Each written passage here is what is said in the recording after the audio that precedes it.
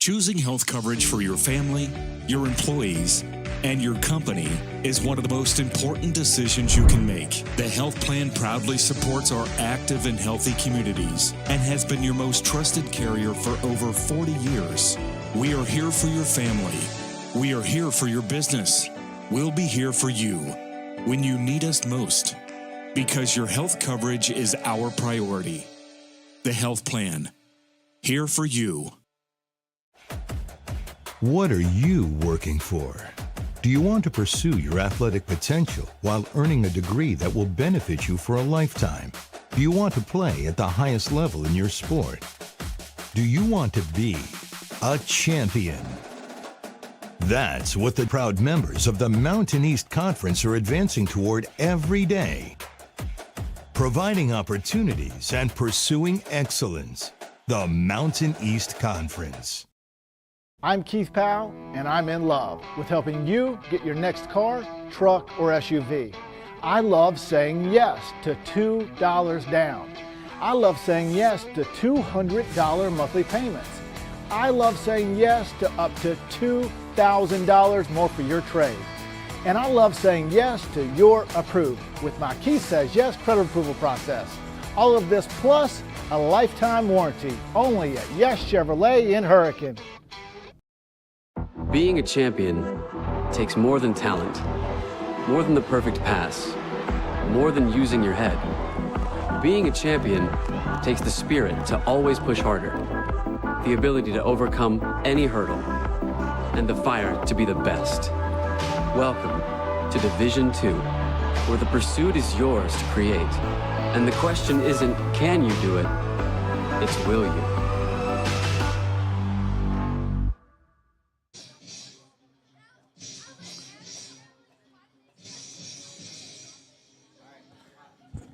And good afternoon, ladies and gentlemen. Welcome to the MEC Digital Network's live coverage of the 2024 Mountain East Conference Baseball Tournament. Here from Go-Mart Ballpark in the capital city of Charleston, West Virginia. Here's what has happened so far in this tournament. Starting yesterday, the number 1 seed Charleston with a victory 7-6. A victory over Wheeling 10-0. Charleston advancing just the game ago with a 7-6 victory over Glenville State. In the evening game, Frostburg State, West Virginia State advancing in championship bracket action 8-1. In the nightcap, it was Fairmont State over Glenville State, a shootout late, 19-11. That is where these two teams have gone to get here. West Virginia State versus Fairmont State, the 3 versus 2 seed. In the bottom of the bracket, the consolation action, Frostburg State, after losing to West Virginia State, the number 1 seed Frostburg State's eking out a victory last night, 8-7 over Wheeling. So Frostburg State will await the loser of this next contest between Fairmont State and West Virginia State. The winner in this contest advancing to face off against UC Charleston with a comeback victory, 7-6 over Glenville State in the first game here today. Glad you could join us on the MEC Digital Network alongside the rest of the crew here. Butch Mounts, the executive producer, video productions, of course, Brian Shepard with us, Robbie Mounts, all of our camera crew. I'm Andrew Miller, ready to get things started here between West Virginia State at 29-18, 20-10 in the MEC South Division. Fairmont State's overall just 19-27, but 16-12 in the MEC North. Head coaches for West Virginia State. Well, Sean Lloyd in his 10th season as the head coach, but he has been a longtime member of the coaching staff for the Yellow Jackets, 25 years in total, so he has been there for.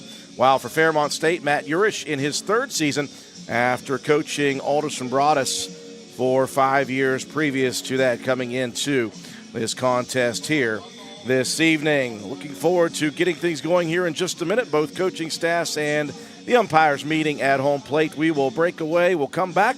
We'll take a look at your starting lineups for both teams, and we'll have the first pitch here in the championship bracket after these messages on the MEC Digital Network.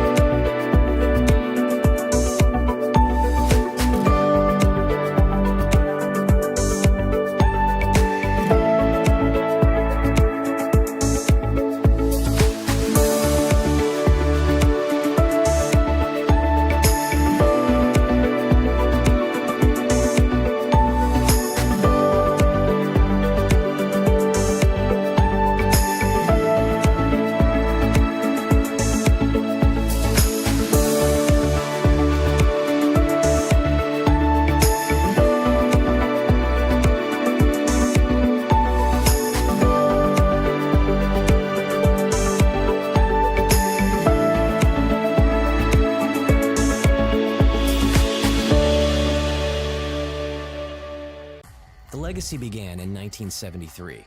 That was the year NCAA Division II was born.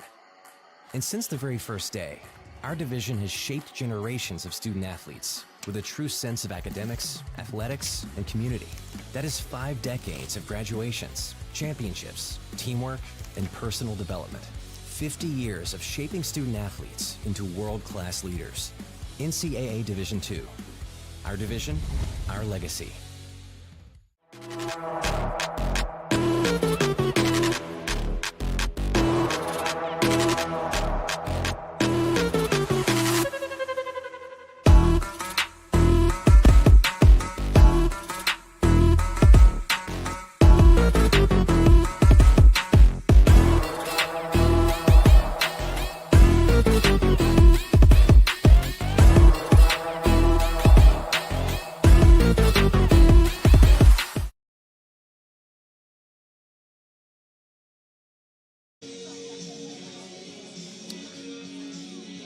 We welcome you back inside Go-Mart Ballpark, home of the Charleston Dirty Birds Minor League Baseball Club in the capital city of Charleston, West Virginia. A big Capitol Dome off in the distance over the right field fence line here at this wonderful facility. And so happy that the Mountain East Conference baseball tournament here in 2024 is hosted by Go-Mart Ballpark. Let's take a look at the starting lineups for both of these teams. We'll get started with the 2 seed out of the North, Fairmont State. Leading off and DHing will be the freshman Cameron Moore. Batting second, the junior third baseman is Ryan Goff. Hitting third, junior shortstop Quentin Smith. Batting cleanup and in right field will be the junior Noah Canterbury. Batting fifth, senior first baseman Cameron Sheets. Batting sixth is the catcher Mike Canterbury, the freshman. Batting seventh, junior left fielder is Quentin Reap. Batting eighth, the second baseman and senior is Vince Sabatino. And rounding out the starting lineup, center fielder and sophomore hitting ninth is Zach Brennan. Taking a look at the West Virginia State lineup, leading off is the junior shortstop Kyle Waters. Batting second, junior first baseman Mike Huber. Batting third, Nathan Paulson, the junior, will be out in left field. Cleanup hitter and junior is the catcher, Tyler Overitis. Batting fifth, junior DH is Chris Morris. Batting sixth is the third baseman and senior Connor Pfizer. Batting seventh, sophomore right fielder is Ethan Spolrich. Batting eighth, the sophomore second baseman is Michael Bittinger. And batting ninth is the center fielder and sophomore Aiden Paulson. Pitching today for West Virginia State is Aiden Hodges.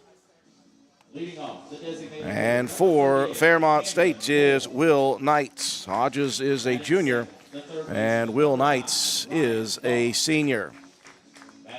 Umpires for today's game. Behind home plate is Bob Wyford. At first base is Chris Richards. And a third base umpire is Tony Veltri. We'll send it to the public address announcer, and we'll get set for the first pitch in just a minute. The catcher, number 28, Micah Canterbury.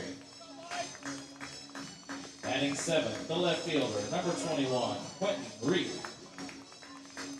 Batting eighth, the second baseman, number 4, Vince Sabatino. And batting ninth, the center fielder, number 10, Zach Brennan. On the mound, pitching for the Fighting Falcons is number 32, Will Knight. Fairmont State is coached by head coach Matt Urish.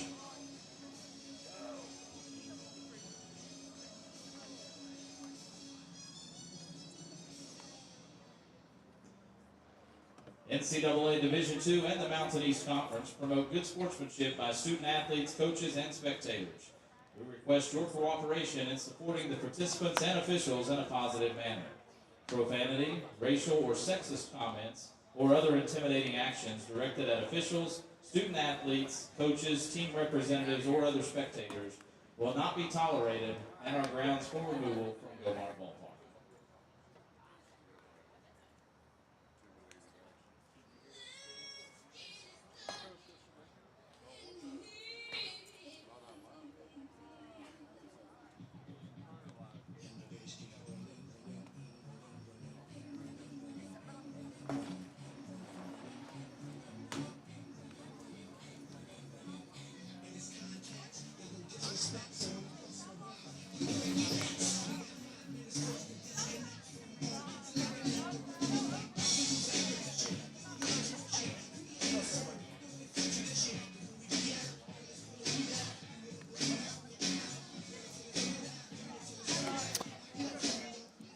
Starting lineups announced, and we are ready to go here in this quarterfinal matchup in the championship brackets. Number 1, Charleston, advancing 8-7 just a minute ago. See the right-hander, Will Knight, here in the top of the first inning. Fairmont State, the home team, on the board.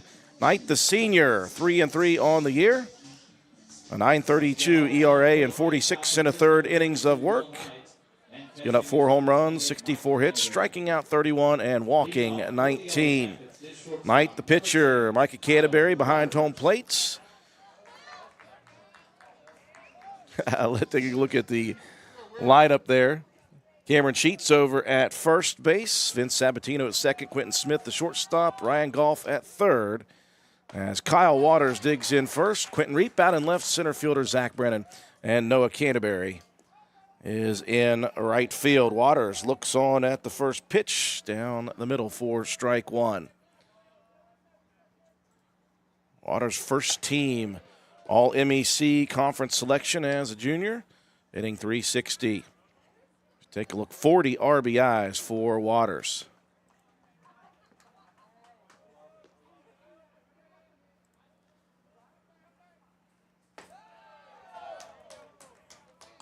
Couple outside the zone. Now from Knight, 2-1 the counts. Waters followed by Mike Huber and Nathan Paulson. Hitters 1, 2, and 3 due up in the order. As Knight fires one on the outside corner, 2-2 the count. Bob Wyford behind home plates.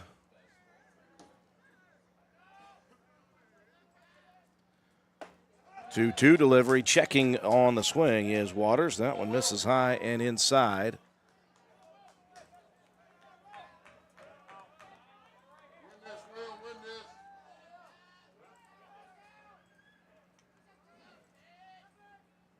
Three-two pitch drops out of the zone. And Waters aboard first with the base on balls. The first baseman, number 1, Mike Huber. I'll bring up Mike Huber again. Huber, one of 3 first team All MEC selections, hitting .385 this year, as you can see. 55 RBIs on the season. And Knight's firing inside on the fastball, missing. Huber has also drawn 41 walks this year, 16 home runs, proving why he is a first-team All-MEC selection. Knight goes off speed.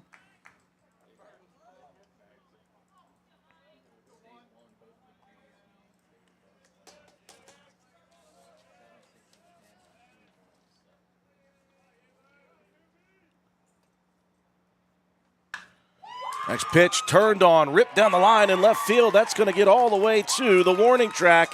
They're going to send Waters around. He'll slide in safely. And Huber jacked up after that double. As he should be. That was tattooed. Now batting for the Yellow Jackets, left fielder, number 9, Nathan And Knight. Paulson. He's gone 46 1/3 innings of work, 3-3 with a 9.32 ERA. And the Yellow Jackets threatening quickly. Now Nathan Paulson digs in, 307 average on the year.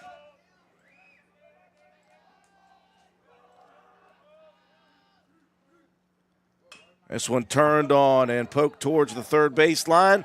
It's going to be Goff taking the out at first, and that will cross the first run of the ball game as Paulson does his job with the sac RBI.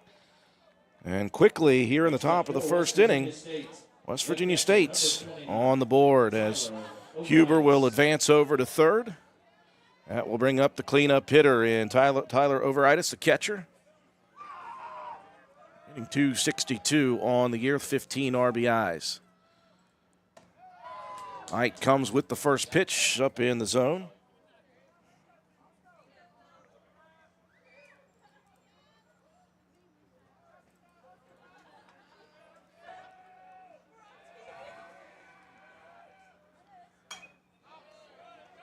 Outside pitch fouled back out of play, and the count evens at 1-1.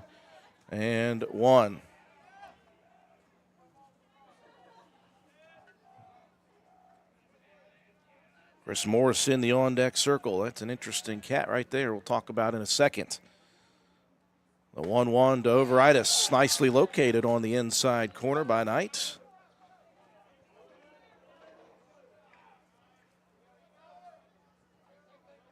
Had some inclement weather earlier today. Some rain on and off. Got a little rain in the forecast still this afternoon. Beautiful breaking ball, and that one catches Overitis for the strikeout. For the Yellow Jackets, designated hitter number 21, Chris Morris. Let me take a look. That one just dropped out of the zone. 2 outs now with Huber aboard third. Now, Chris Morris, he's DHing here in this contest. He'll turn on this one, rip it foul down the line. Morris, the Mountain East Conference Pitcher of the Year, and also as a first-teamer as a pitcher, he is a second-team selection in the outfield, hitting .276, 13 home runs, 39 RBIs for the junior. 0-1 up at the eyeballs. 1-1 the counts.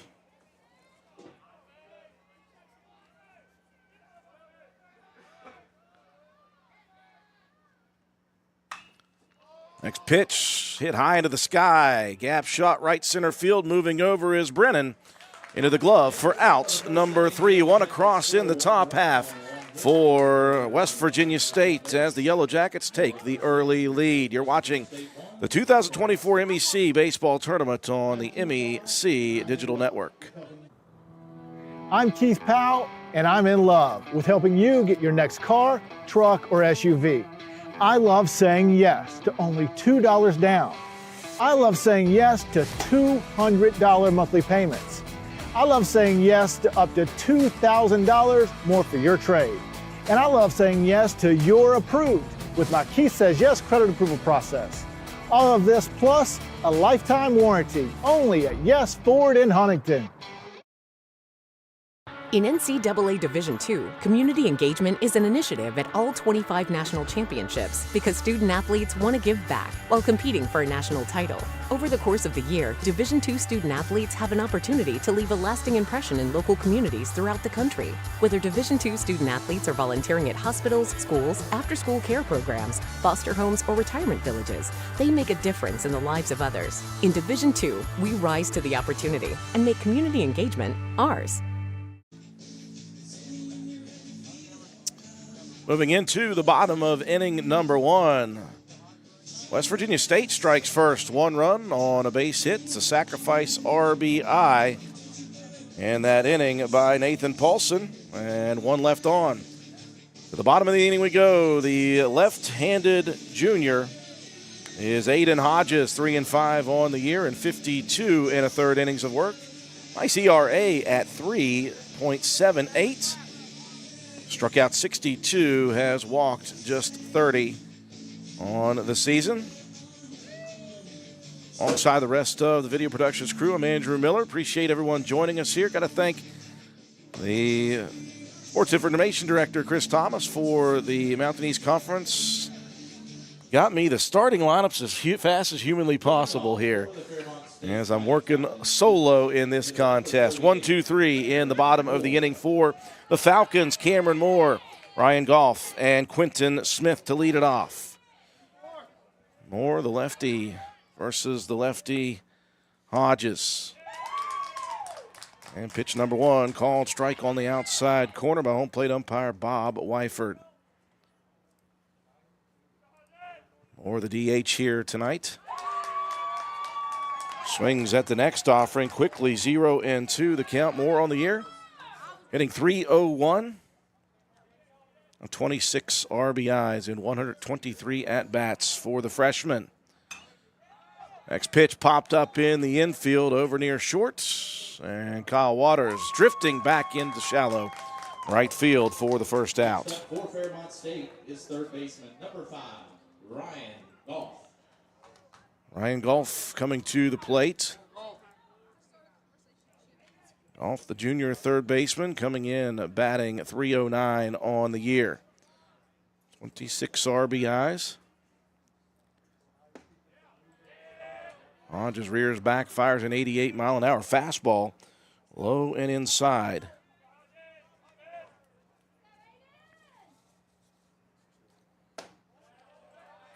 Now Hodges missing up and away on the 1-0 pitch.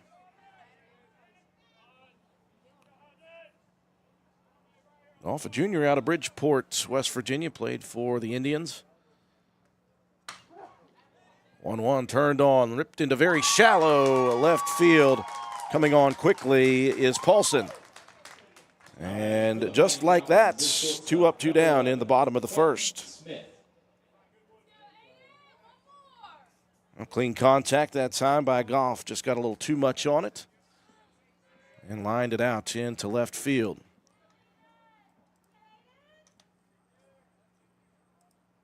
Bring up Quentin Smith. Smith, a second-team All-MEC selection as a shortstop.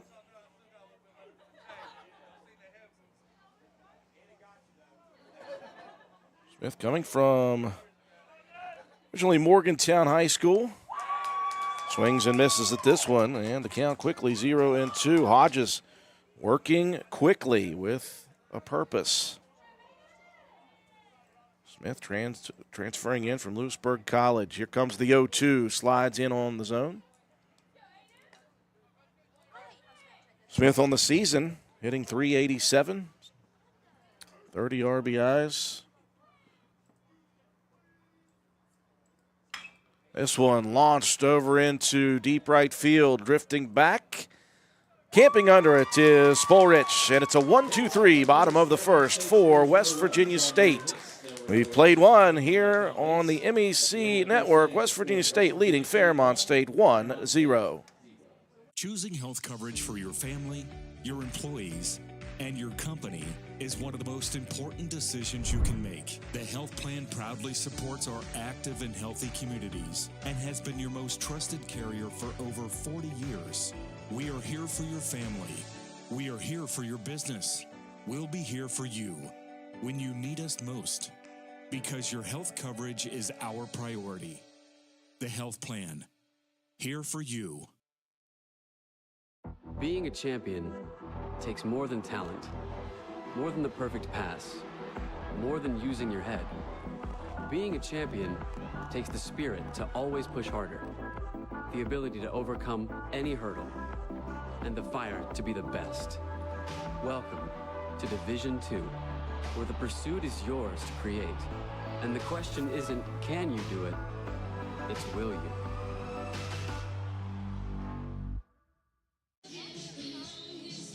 Number 1, UC awaiting the victor of this afternoon contest between number 2, Fairmont State, and number 3, West Virginia State. After one complete inning, it is West Virginia State leading 1-0. 1 run on 1 hit. No errors in the top half. 1-2-3. Bottom of the inning for Aiden Hodges and the defense. All 3 by way of pop fly outs for Fairmont State. 6, 7, and 8 due up here in the second inning. Connor Pfizer set to lead it off. Pfizer, the senior from right here in Charleston, West Virginia, had his high school ball played just down the road at St. Albans High School. Knight working into inning number 2. Pfizer on the year, hitting .262, 29 RBIs.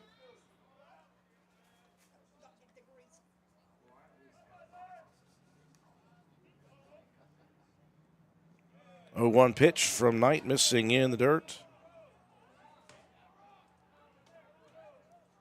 Assume everyone knows when I say the dirt that we mean the fake dirt. Gomart Ballpark here in Charleston had an overhaul last year. Went from natural surface to turf. Fires are checking the swing but going around, says home plate umpire Bob Wyford.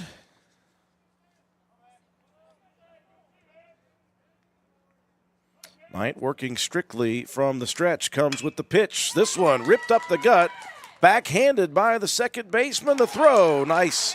Vince Sabatino with a great play. And just beats Pfizer to first.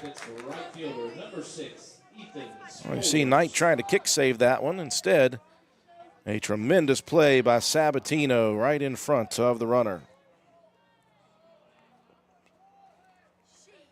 And we'll bring up Ethan Spolrich. And a nice breaking pitch by Knight falls into the zone. Spolrich on the season.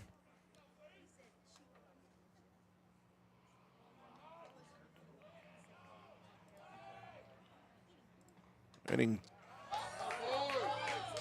.229 on the year, and he is behind quickly in the count 0-2.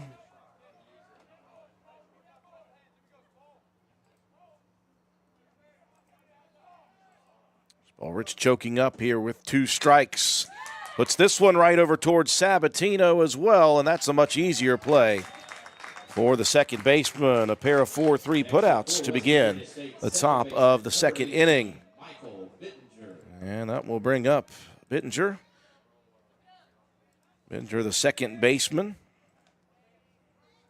Just a sophomore. Played his high school ball up in the northern panhandle of West Virginia, Wheeling Park High School. And he'll take the first pitch, rip it right over the left field area, and it gets over the head of Quentin Reap. And they're going to continue to send Bittinger on the base pass, and he's going to slide in safely. Well, Bittinger, when it came off the bat, didn't look like he had quite enough of it to get over Reap's head, but it did. Just continued to sail, got over his head, hit off the wall. And then after it hit off the wall, as you see Reap going back, missing it and fumbling it around, and that allowed Bittinger to head over to third base. So a 2-out runner aboard third. Knight comes right back with a fastball to Aiden Paulson, hitting just 143 on the year. So a double and an error is the official score on that one. Paulson, limited at-bats here this year, just 21 plate appearances coming into the contest. Let's see a 1-1 count.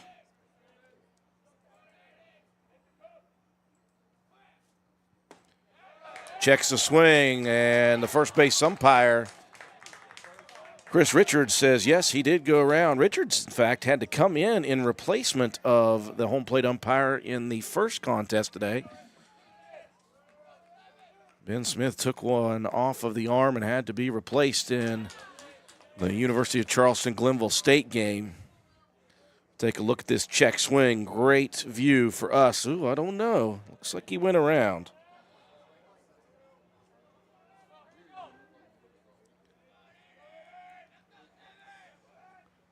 Knight with a 2-2 pitch, slider, swung on and missed, and Knight closes the door with the runner on third. A base runner aboard, no damage in the top half of the second. Fairmont State headed to the plate. You're watching the 2024 MEC Baseball Tournament on the Mountain East Conference Digital Network.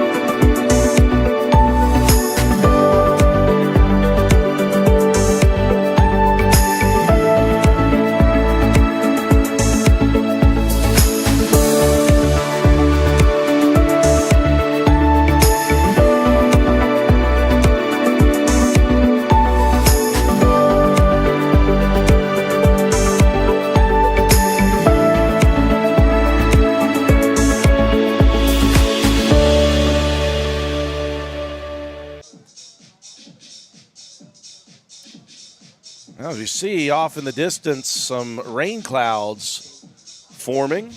Well, we've stayed relatively dry since this morning. Just one set of rain coming through midway through the first game today. Another base hit for the Yellow Jackets in the top half of the inning. A double with an error, and Bittiger was at third with 2 outs. You see those rain clouds above the beautiful Capitol Dome here in the capital city of Charleston, West Virginia.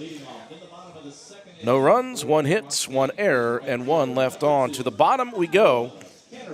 After the 1, 2, 3, bottom of the first, it'll be 4, 5, and 6. Noah Canterbury, Cameron Sheets, and Micah Canterbury ready to step to the plates. We're going to lead it off with the right field junior, Noah Canterbury, the left-handed hitter. Swings at the first offering and rips it down the line at third. Canterbury on the year, hitting .344 with 35 RBIs.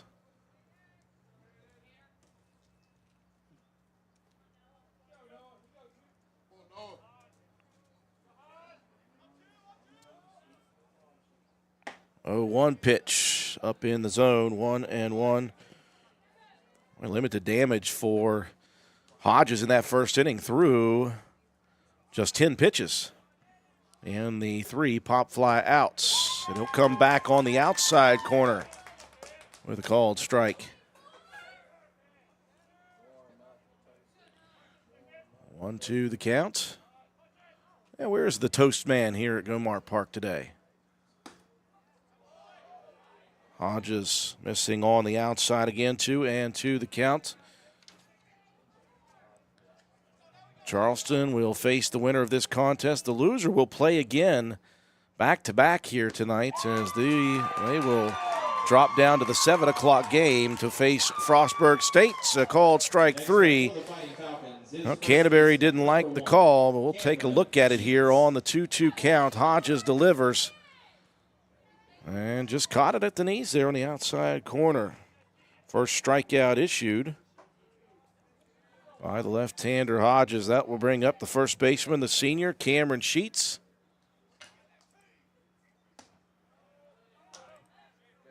Sheets on the year, hitting .357.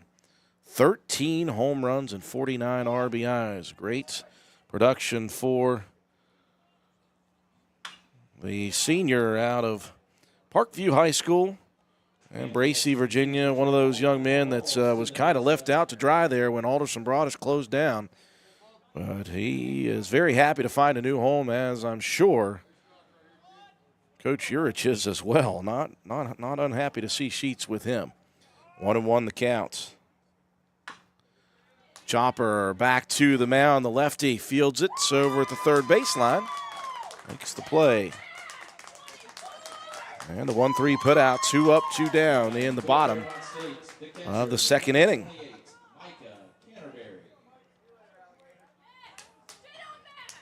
We'll bring up Micah Canterbury. Canterbury, the catcher.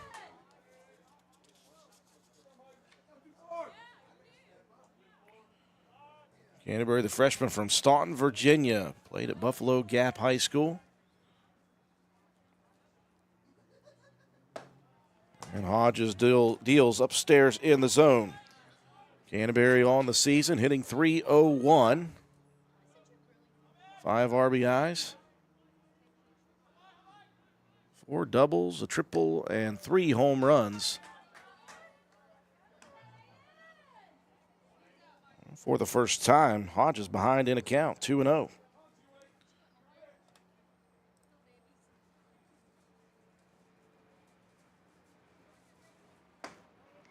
And Hodges sends one on the inside corner, called strike 1.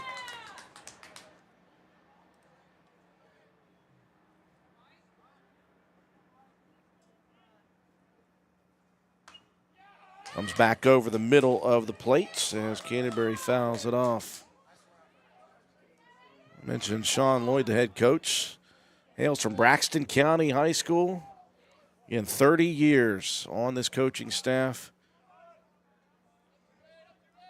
20 as an assistant. He's in his 10th season as the head coach.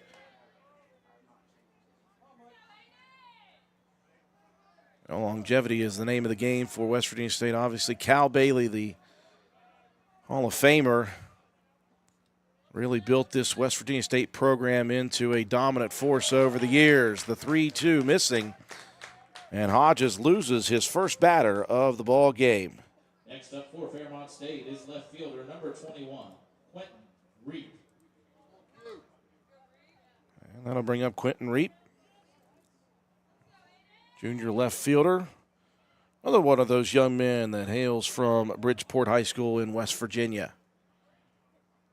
Bridgeport, a dominant team in baseball year in and year out. They're down here at this facility for the state tournament. Reap on the season hitting .234, 17 RBIs.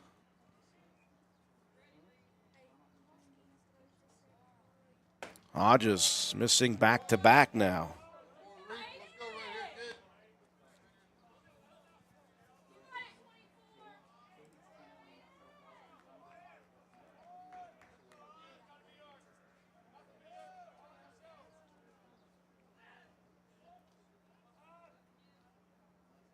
.2-0 delivery, smacked up out of play.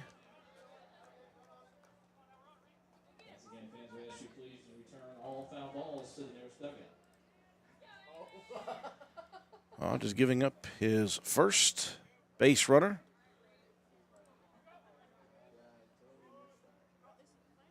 Got a very nice 2-to-1 strikeout to walk ratio right over the middle. That one freezes Reap for the 2-2 count.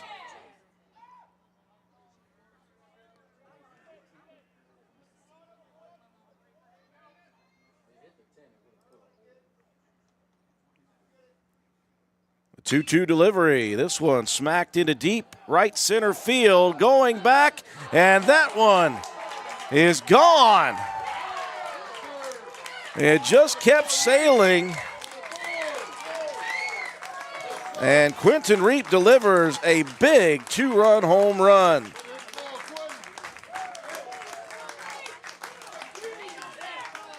Turned on it and ripped it into the gap, and it just sailed over the fence.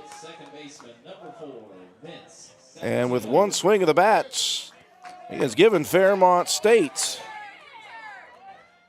a 2-1 lead.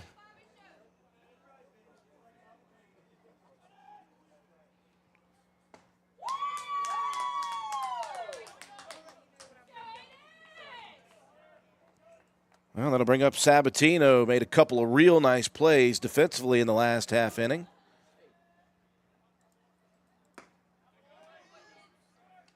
And a 1-1 count to the senior second baseman on the year, hitting just .198. Does have 18 RBIs, though.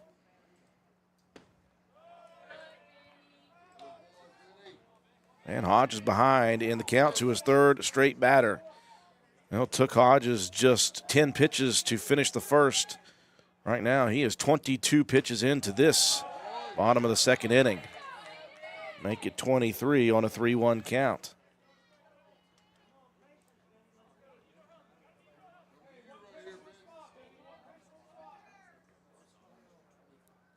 And Hodges misses again. Second walk of the inning. Or the junior.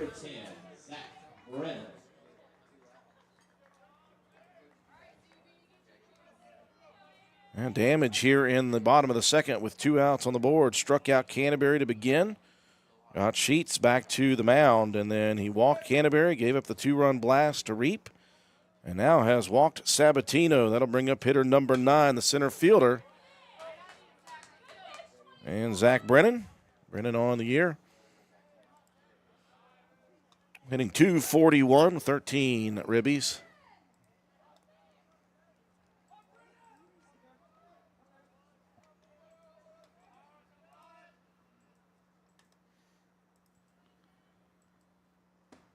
Boy, very nice breaking pitch. That one had Brennan fooled, and he shakes his head. Yeah, got me on that one. That was more of a swing of self-preservation, honestly.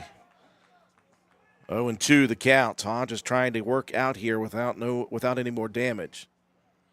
They'll send the runner. Here comes the throw down. Not in time. And Sabatino heads into scoring position with the stolen base.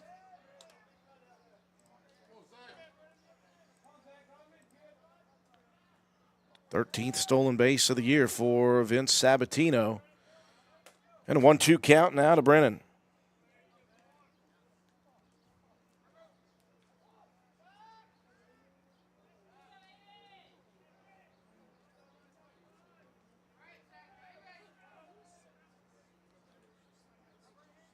Hodge is about to throw his 28th pitch of the inning.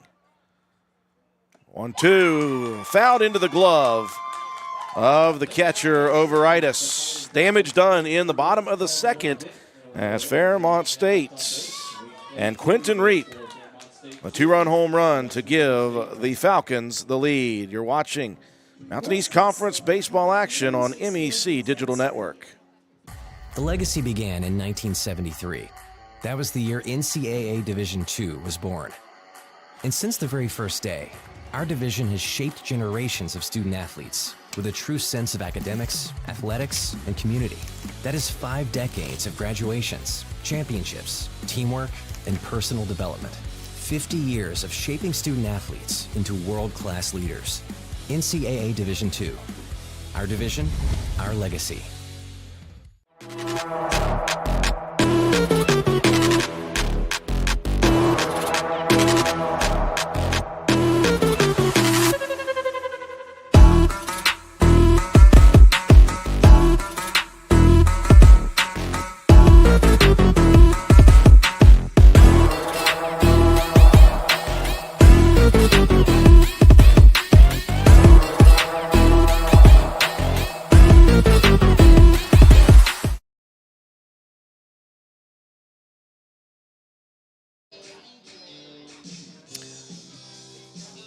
Two innings in the book here in the Mountain East Conference Championship brackets. Number 3 West Virginia State had a quick 1-0 lead, lost it there in the bottom of the second to number 2 Fairmont State.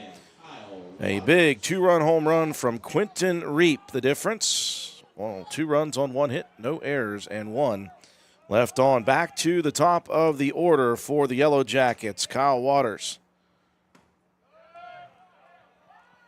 Right, working quickly, missing on the first pitch. Waters walked in the first inning, ended up scoring a run on the sac RBI from Paulson.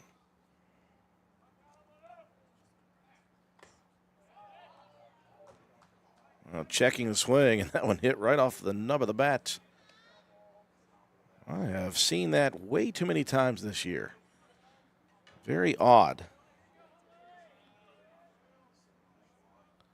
Very small area of the bat to try to catch. 1-1 pitch laid over the plate.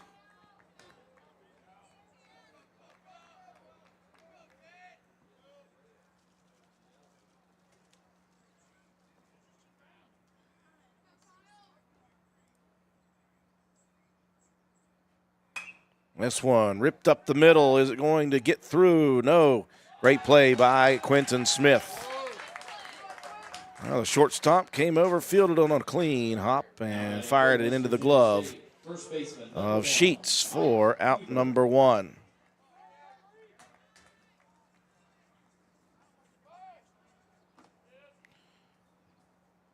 We'll bring Huber back to the plates. Doubled in the first inning. Ended up stranded, though, over at third to finish. First pitch. That one knocked down. Great play by Smith just to keep it from getting into the outfield. I would assume that the official scorekeeper is going to give Huber credit for the single. That was a great play again at short by Smith just to keep it from getting too far away. And got a wardrobe malfunction now out there for Smith. And the belt issue. A call for a backup belt. Is that something that they have in the dugout? Backup belts ready to go? Or maybe he stole an assistant coach's belt. So one out runner aboard first in Huber. Third base hit of the ball game for the Yellow Jackets, and that'll bring up Paulson. Paulson with the sack RBI back in the first inning.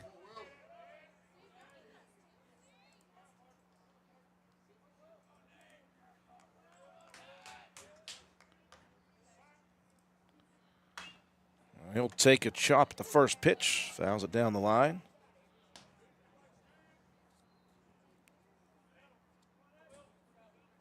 Also, again, a junior out of Bridgeport, West Virginia. A lot of West Virginia flavor on this state team.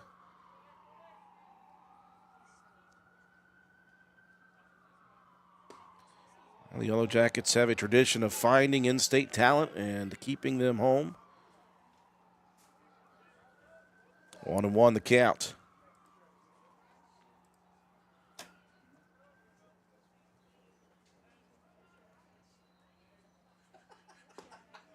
One pitch missing low in the zone.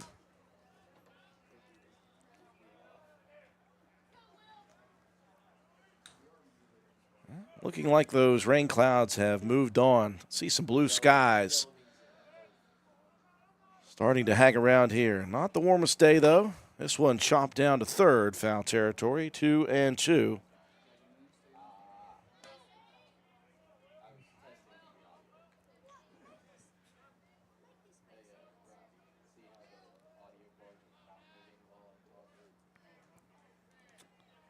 .62 degrees here in the capital city at the moment.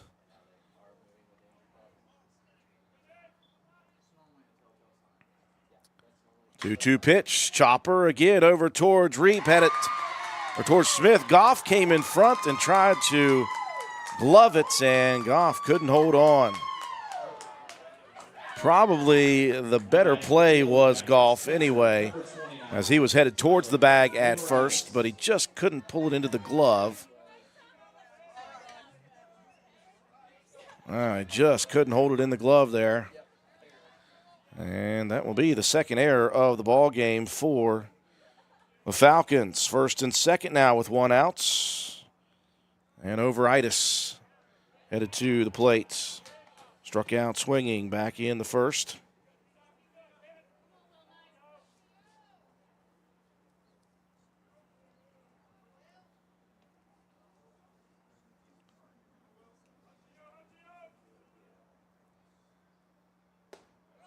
One 0 pitch missing again.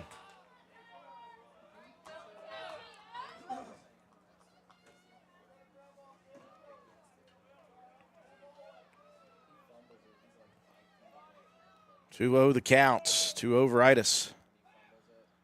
This one turned on and ripped into the gap between first and second. That's going to score Huber from second.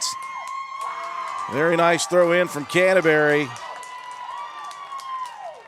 And State has tied it here in the top of the third. RBI for Overitis. That is number 16 on the season. As you see, Canterbury delivers a real nice strike toward the plate, but Huber slides in early. Paulson headed over to third.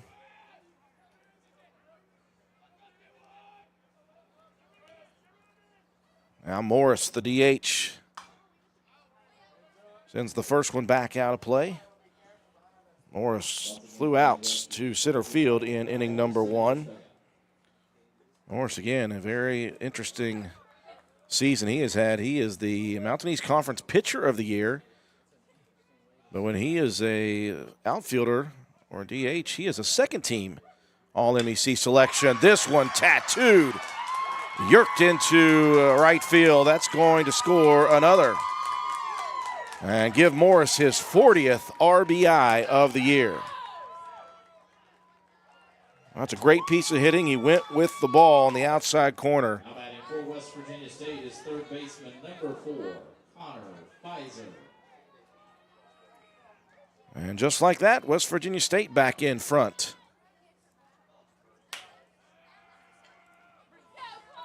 Now Connor Pfizer now headed to the plate.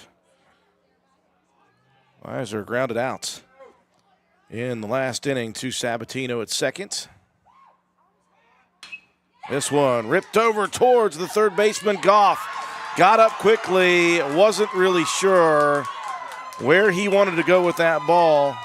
Pfizer was hustling down the line, was really close to the bag.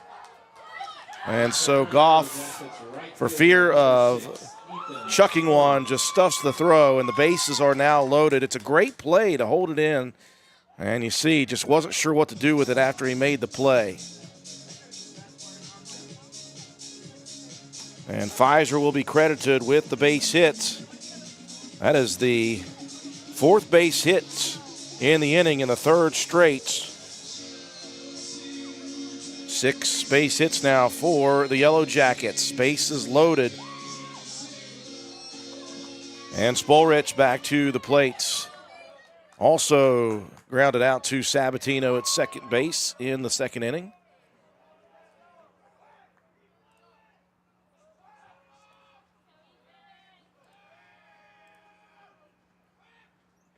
First pitch from Knight's in the dirt. Good stop behind the plate by Canterbury.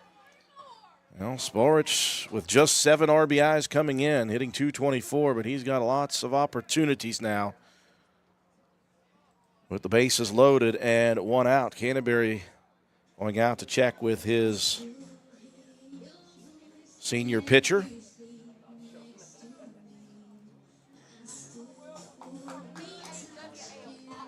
In the nightcap, Frostburg State awaits the loser of this contest.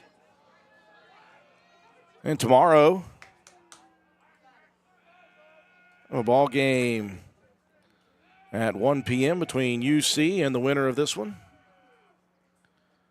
The 1-0, very nice off-speed look. Spolrich out in front of it. Spolrich with 50 plate appearances this season. Struck out just 14 times on the year.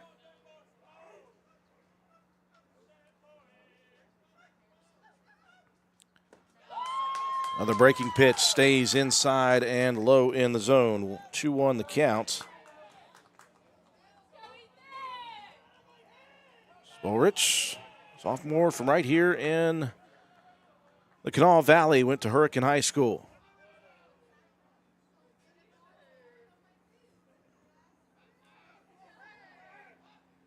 Two on, right off the inside of the foot. Doesn't look like he was damaged much by that.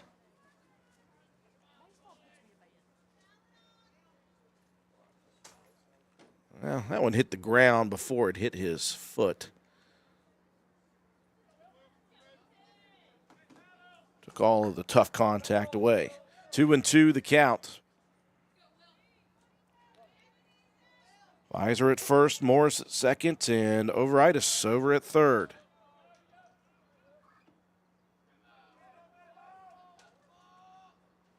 The 2-2 misses at the eyes, count full to Spolrich.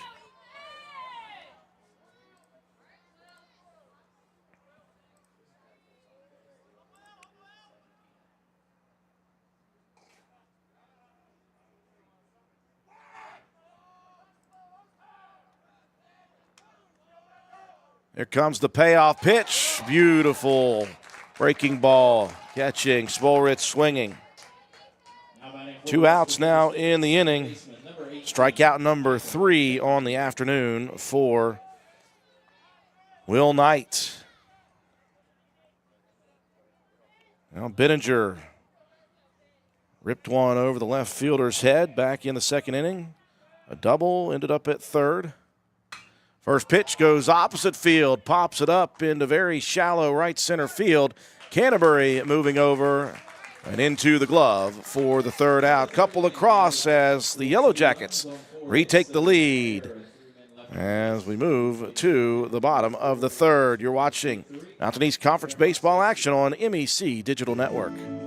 Launch your healthcare career at West Liberty University. We offer health science degrees in programs like nursing, dental hygiene, speech pathology and audiology, medical lab science, pre-medicine, psychology, biomedical science, or the physician assistant program. Our faculty have the experience to prepare you for a rewarding future. There's never been a better time to prepare for a healthcare career, and there's no better place than West Liberty University. Find out more at westliberty.edu/healthcareers.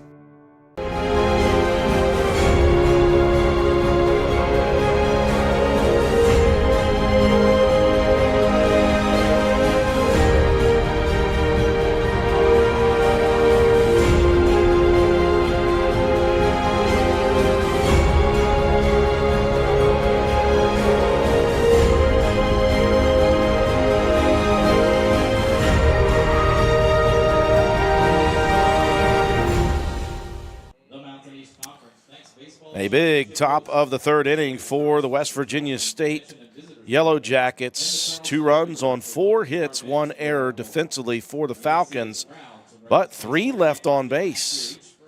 As Knight in the defense able to get out of there with just a couple across. So a small victory in that inning. As we move into the bottom of the third here from Gomart Ballpark, along with the rest of the video productions crew, I'm Andrew Miller. Brian Shepard producing here, as well as Robbie Mounts. I thank all those guys and our camera people here today. Braving the elements. Top of the order for the Falcons, Cameron Moore, Ryan Goff, and Quentin Smith set to lead it off. And Rogers, who went 5 straight outs before giving up a walk, and ended up giving up a 2-run home run from Quentin Reap. Wasting no time, challenging Moore right over the middle of the plate. Moore again hitting .298 this year. Got some extra bases hits here. 6 doubles, 3 triples, and 2 home runs for the freshman. This one softly hit over towards the shortstop. Waters going to have a tough play to make.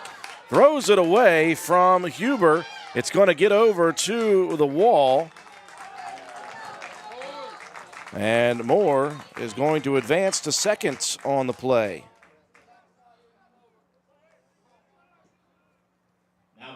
And that was going to be a tough play no matter what for Waters. Moore had speed as a leadoff batter. The throw went wide, pulled Huber off of the bag.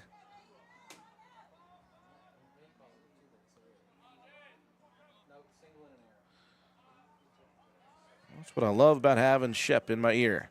Gives me the exact specifications of what happened. They'll give Moore the single and then an error that advanced him. That is the first error of the ball game for the Yellow Jacket defense. Off now with an 0-1 count quickly. Boy, flinched but did not pull the trigger on that inside fastball. And he is behind in the count quickly, 0-2. Flew out to the left fielder, Paulson, back in the first inning. Part of that 1-2-3 inning of work. 0-2, chopped behind home plate foul. The count remains 0-2.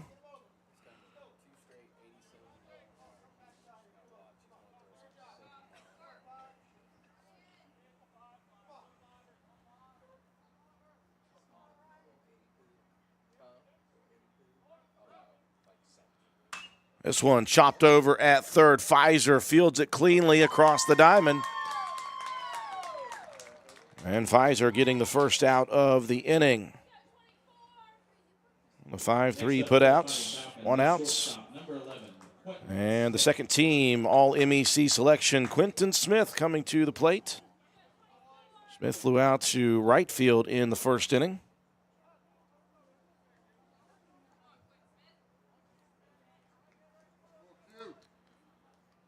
Well, after a long inning for Hodges back in the second, trying to lower the pitch count here in the third. Threw just 10 pitches in the first. And had to work deep into some counts in that second inning.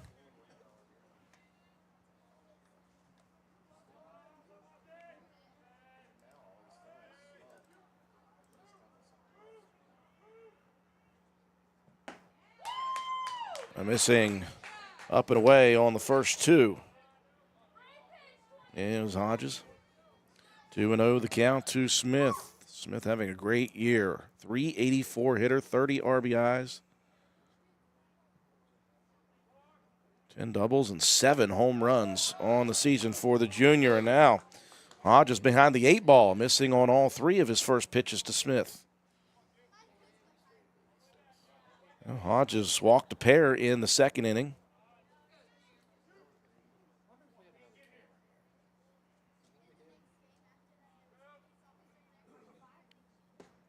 Rio pitch missing low in the zone. And the third walk of the ball game issued by the junior Aiden Hodges. First and second with 1 out, and the cleanup hitter, Noah Canterbury, coming to the plate. Canterbury struck out looking in the second inning. He got 35 RBIs. The tying run is aboard at second. And Hodges has missed the strike zone on 5 straight now.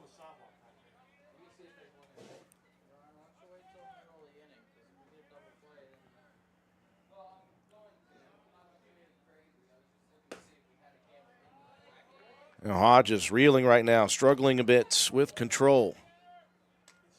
6 straight balls.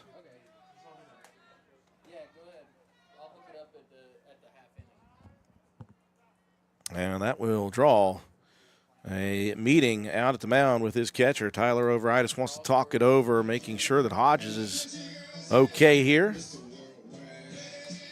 And the winner of this contest will face off against a number 1 seed, Charleston, University of Charleston, with the 7-6 comeback victory today in game number 1 over Glenville State. They eliminated the Pioneers in that contest. That game will take place right here tomorrow at 1 p.m. The loser of this contest drops into the consolation bracket, and they'll turn right around tonight, and they'll face off against number 1 seeded Frostburg State, who lost their first game to this West Virginia State team 8-1, and then almost were eliminated in the nightcap last night. So victory 8-7 over Wheeling. So Wheeling has been eliminated. This one ripped right back to Hodges. He'll go to second to Waters, and they'll turn 2. Well, whatever Overitis said to Hodges did work, because he immediately gets the ground ball and the 1-6-3 double play to finish off the bottom of the third. After 3 complete innings of play, it is West Virginia State 3 and Fairmont State 2. You're watching Mountain East Conference baseball action on MEC Digital Network. Choosing health coverage for your family, your employees, and your company is one of the most important decisions you can make. The health plan proudly supports our active and healthy communities and has been your most trusted carrier for over 40 years. We are here for your family. We are here for your business. We'll be here for you when you need us most, because your health coverage is our priority. The health plan, here for you. At Glenville State University, you can discover friends to last a lifetime, professors who broaden your perspective, and the skills and education for future success in a small town environment.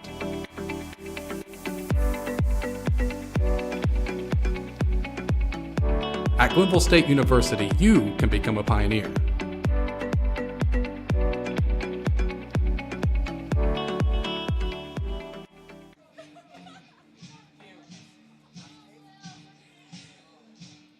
We have played 3 complete here in the championship bracket of the Mountain East Conference Baseball Championship from Go-Mart Park. West Virginia State leading Fairmont State 3-2. A very big play to finish off the bottom of the third as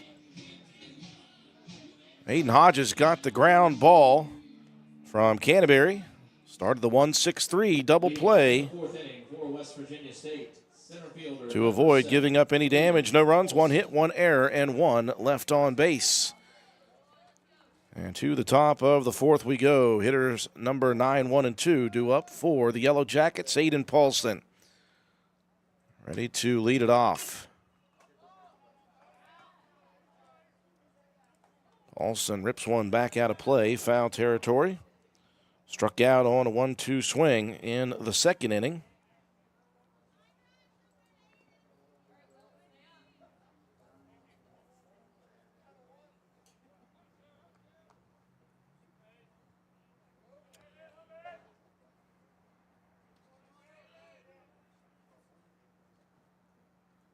Knight trying to settle in here, gets the foul ball again. 0-2 quickly. Knight with 3 strikeouts so far.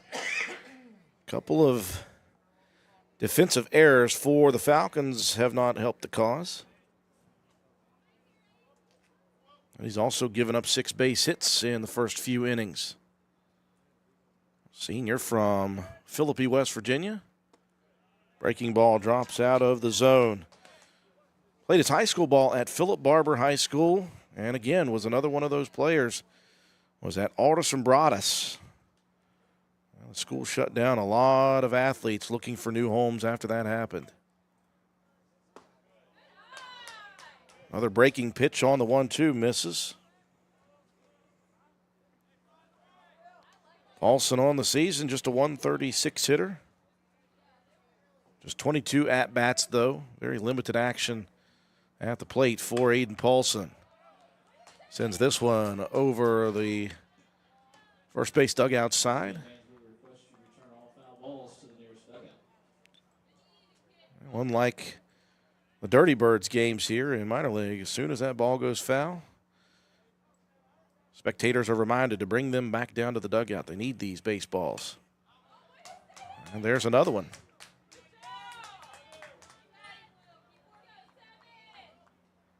Oh. Souvenir for some lucky fan until they take it back down to the dugout. Count remains 2-2. Paulson battling.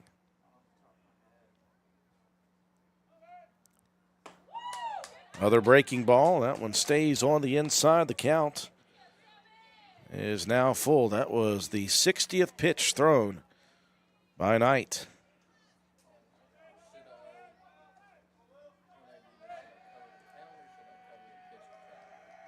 And the payoff. Check swing. Catches a piece, fouls it over at the West Virginia State dugout.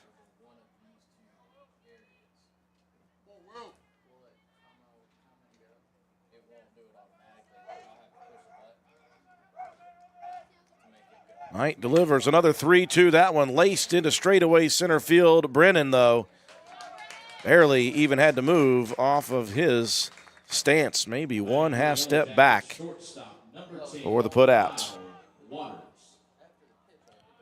Back to the top of the order we go. Kyle Waters, 0 for 1, on the day. Walked and scored the first run of the ball game in the first inning and then grounded out on the nice play by Quentin Smith in the third. First pitch, this one taken high and deep over into left center field. Brennan going to be the first to get there. Quickly, 2 outs. Back-to-back putouts by the center fielder. Well, Huber so far at the plate showing why he was a first-team All-MEC selection. 2 for 2. A double, a single, and a run scored here today.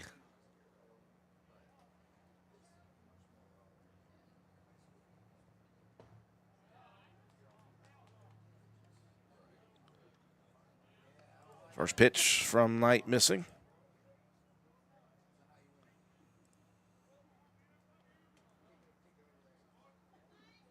Huber's average up at 393.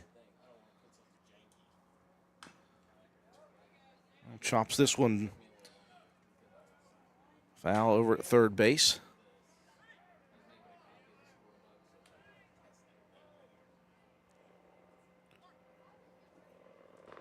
Well, the championship game set for Sunday at 1 p.m. It'll either be a championship game or a championship series, depends on who's in the finals. 2-1 the counts. See the medevac helicopter over there. Love our camera guys, man. They do a great job here.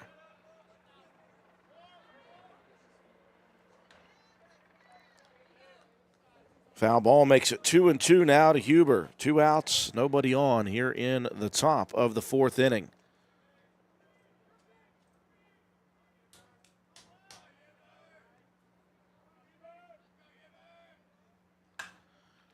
Huber sends this one high into the sky over in right. This is dangerous. This is going to get close. And what a play in right field, robbing Huber of another base hit was Noah Canterbury. Had to cover a ton of ground to make this grab. But in the end, Canterbury will finish it off. It'll be a 1-2-3, top of the 4th. We move to the bottom half, 3-2.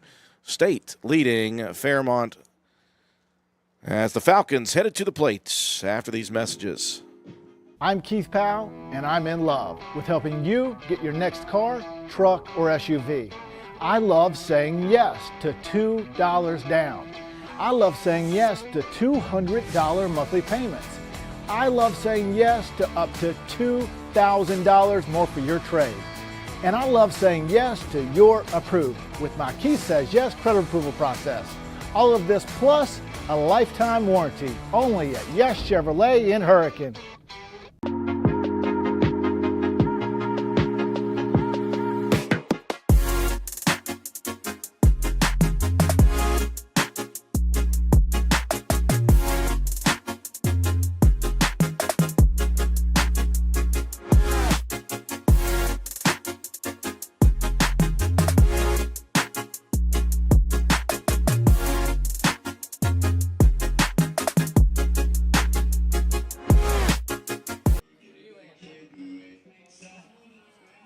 Moving into the bottom of inning number 4, West Virginia State, the 3 seed, leading the 2 seed Fairmont State, 3-2. A quick 1-2-3 inning for the senior right-hander Will Knight and the defense. 3 up, 3 down, 3 pop fly outs, 2 to the center fielder, 1 to right field on a great play by Canterbury to finish it off. Into the bottom of the inning we go. 5, 6, 7 due up for Fairmont State. It'll be Cameron Sheets to lead it off. Sheets grounded back to Hodges, his only other plate appearance back in the 2nd. Hodges starts him off with a breaking pitch, popped up over in right field. Camping under it is Spolrich for out number 1. Next up for the Fighting Falcons is catcher number 28, Micah Canterbury. Again, Hodges has been really good. Other than that 2nd inning, threw a lot of pitches above 30, just 10 in the 1st, and has really settled in now as we move into this 4th inning. Very nice breaking pitch to lead off to Canterbury. Hodges, the junior out of Tornado, West Virginia, played his ball at St. Albans High School. Transferred here from Marshall University. And he is up in the count quickly, 0-2 to Canterbury.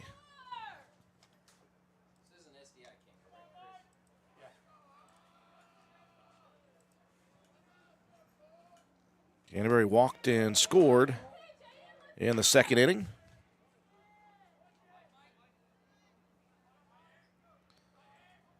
Canterbury averaged .339 in the season. Golfs this one into deep center field. Taking a few steps back is Paulson for out number 2. Lots of fly balls here in the last 2 half innings. Left fielder number 21, Quentin Reed.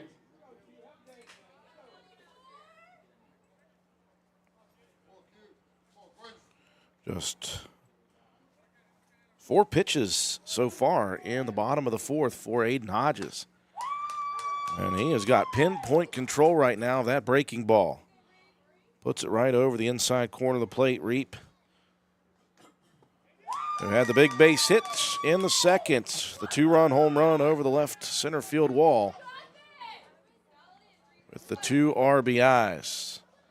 Paulson, though, swinging heavy at that one. Behind in the count, quickly 0-2. This one tattooed into the gap. That's going to drop in for the base hit. Paulson's going to head around towards second. And he is 2 for 2 with a home run and a double now. Big 2-out base hit for Quentin Reap.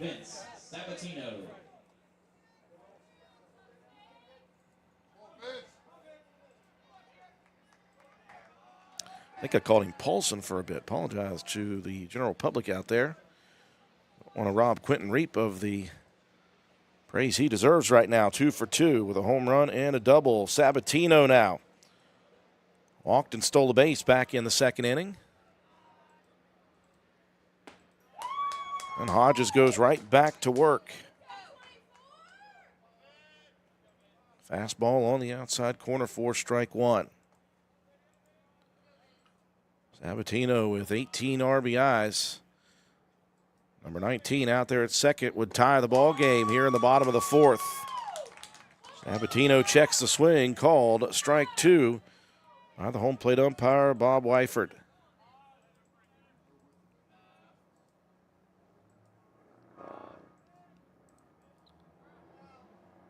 Oh-2 breaking ball, swing and a miss, and down. It's on MEC Digital Network. What are you working for? Do you want to pursue your athletic potential while earning a degree that will benefit you for a lifetime? Do you want to play at the highest level in your sport? Do you want to be a champion? That's what the proud members of the Mountain East Conference are advancing toward every day. Providing opportunities and pursuing excellence. The Mountain East Conference. Our mission as educators is to help you grow, explore, and achieve your aspirations. When our seniors graduate, they receive more than just a diploma. They leave Wheeling University with clarity, purpose, and the confidence that they need to succeed throughout their career. Exceptional experiences, exciting opportunities, meaningful guidance, and lifelong friendships. This is the foundation and academic excellence we believe in. That's the Wheeling University difference. All right, beautiful view here from Gomart Ballpark in the capital city of Charleston, West Virginia. See the rolling hills here in this beautiful landscape. As the skies are clearing, they continue to get better and better. Hopefully the rain is gone for good here this evening. We're in game 2 of 3 on this Friday of action. Very quick 4th inning of work for both sides. A 1-2-3 inning for Fairmont State. And Hodges with just one base runner on the double by Quentin Reap.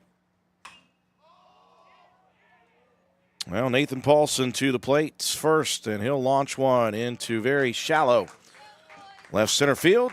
Coming in is Reap for out number 1.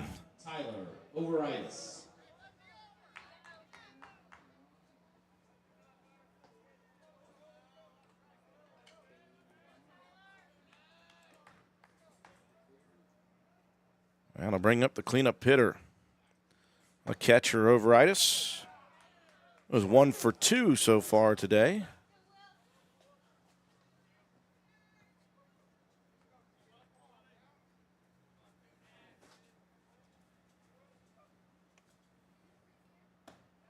Might finding the mark on the outside corner. Evens the count at 1-1.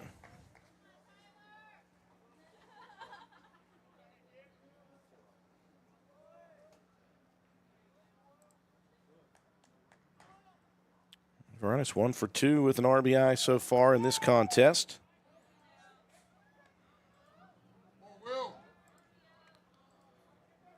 Up in the count, 2-1. Override is hitting .266 with 16 RBIs. Back to the inside corner goes Knight, missing, 3-1.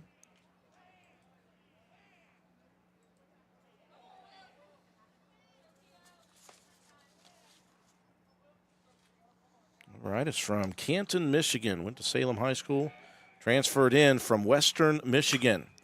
Turns on this one and tattoos it into the gap. A one-hopper, quick throw in, nobody covering second, and Overitis slides in with his second base hit of the ball game, and that one good for a double. Now batting for the Yellow Jackets, the designated hitter, number 21, Chris Morris.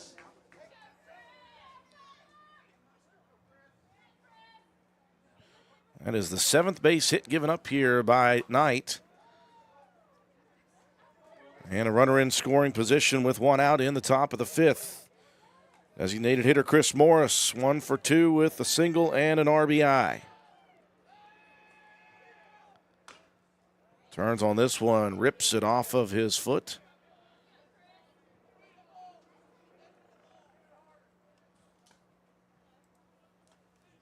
Morris going to shake that off.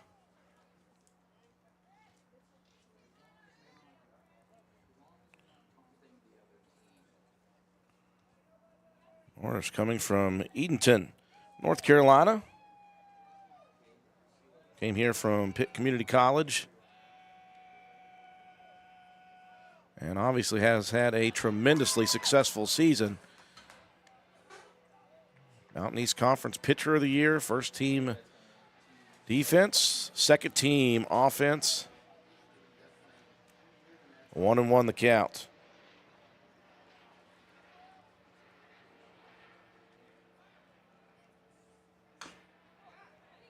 Morris a bit out in front of the off-speed pitch. Chops it foul down the line, 1-2.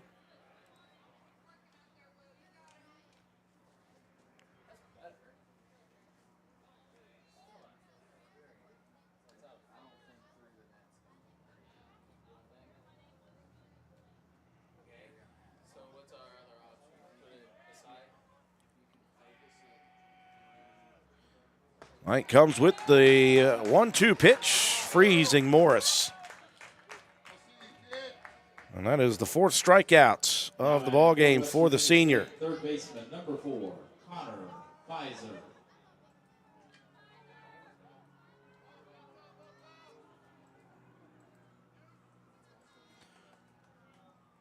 Two outs in the top of the fifth inning. And Connor Pfizer to the plate, 1 for 2 with a single.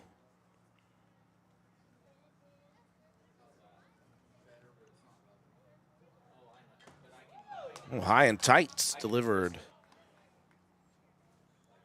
on the first pitch.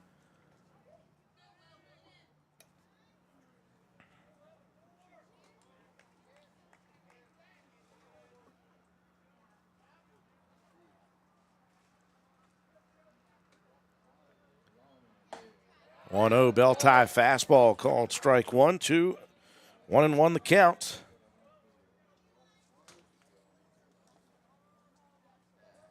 Falcons will send hitters 9, 1, and 2 to the plates. Brennan, Moore, and Goff in the bottom of the inning. It's been a close battle throughout. Curveball hangs inside, 2-1.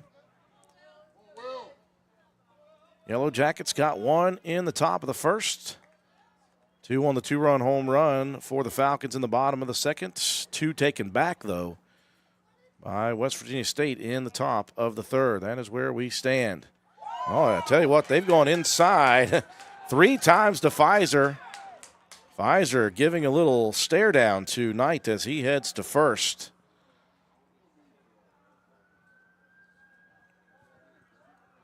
Next up for the Yellow Jackets, the right fielder, number 6. Runners at first and second with 2 outs on the scoreboard, and that will bring Spolrich to the plate. Spolrich 0 for 2. Ground out to second and a strikeout in the second and third innings, respectively.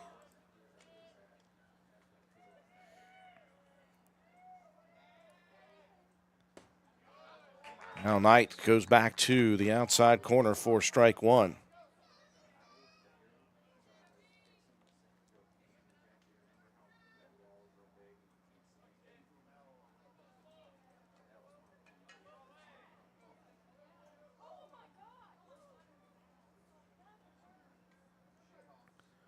Oh, 1.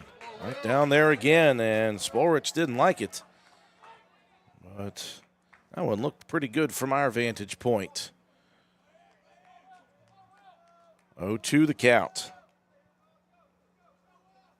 Overitis seems like he's been stuck at second forever.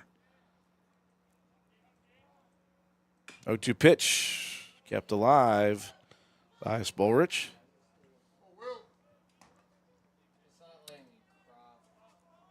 This is not an elimination game. Both these teams won their opening round game. State defeating the 1 seed of the North, Frostburg State, 8-1. Shootout for Fairmont State yesterday over Glenville State, 19-11. Another one fouled off. This one did catch the leg of Spolrich. Let's talk with Mark Martin in that first game. He was the play-by-play on the call for Fairmont State. Glenville State sit in the 8th inning. Going into the 8th inning, it was 5-5, and the final score was 19-11. Came to watch a baseball game and a football contest broke out. Another 0-2 pitch coming here for Knight. This one ripped high into the sky. Deep left center field. Who is going to call it? It'll be Brennan. Calling off Reap over in left for the third out. Couple of base runners aboard, no damage for the Yellow Jackets. Into the bottom of the 5th we go. It is 3-2 West Virginia State here on the MEC Digital Network. Being a champion takes more than skill, more than endless drills, more than using your head. Being a champion takes the heart to give it your all, the agility to thrive from any angle, and the relentless drive to be the best. Welcome to Division II, where the pursuit is yours to create, and the question isn't, can you do it? It's will you. You have dreams. A better life, a better job, a better you. So where do you start to build the skills necessary to get there? At West Virginia State, you are not just a number, you are who you choose to be. You receive personal attention from award-winning faculty. You study in nationally recognized programs. You learn the skills that will get you the job you know you can have. No matter where you want to go or what you want to do, it starts at State. 4.5 innings in the book. And we've got a good one here from start until now. Fairmont State, the number 2 seed out of the north versus the number 3 seed from the south, West Virginia State. Yellow Jackets leading 3-2. Neither team is led by more than 1 run. Yellow Jackets had 2 runners aboard in the top half. A double by Overitis and then a hit batter. No damage done, though. No runs, 1 hit, no errors. And 2 left on base.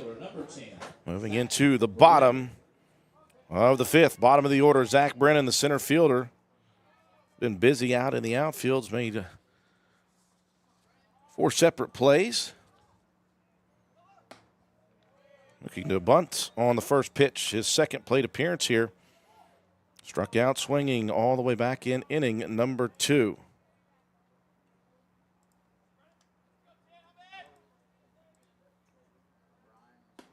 Brennan hitting .239 on the season with 13 RBIs.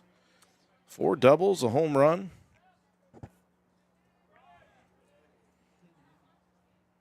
Struck out 36 times in 109 plate appearances. And he is up in the count quickly, 3-0.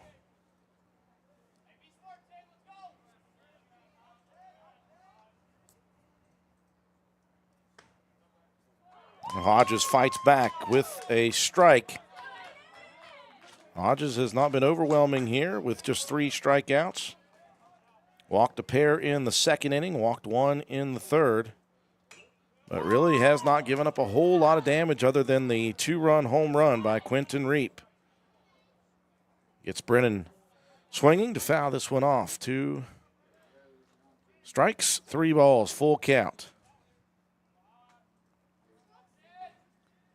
The payoff pitch, that one gets away from Hodges. And his 4th walk of the ball game issued to the leadoff batter. Back to the top of the order in Cameron Moore. Or 1 for 2 with a single.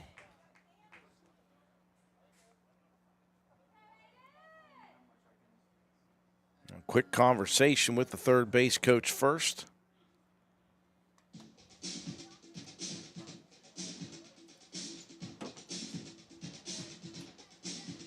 And the head coach, Matt Urish, in just his 3rd season at the helm for Fairmont State, was over at Alderson Broadus, just stone's throw away from Fairmont State for 5 years.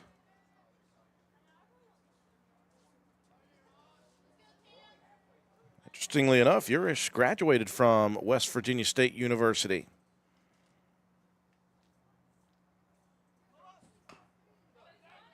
Bunt laid down by Moore in foul territory.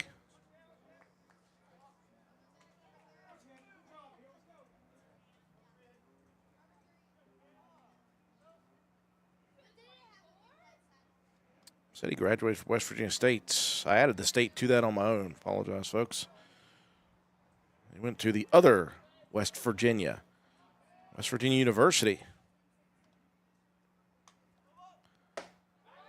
Again, Moore squares the bunts. Looks at one upstairs. 1-1 the count.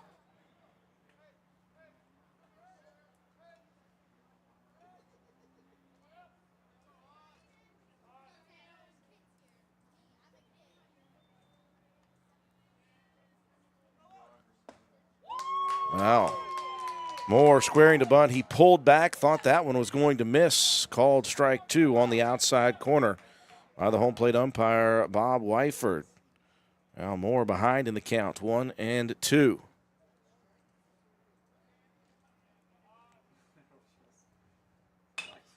This one chopped over towards first. Going to be a tough play over there. Quickly, Hodges gets the foot on the bag and just beats the speedy Moore to the bag. Now batting for Fairmont State. One of the 3-1 putouts. Ryan Goff. Moore, though, will do his job. He'll sacrifice Brennan on to second. So the tying run in scoring position. And Ryan Goff, 0 for 2 so far. Flew out to left in the first. Grounded out to the third baseman in the third.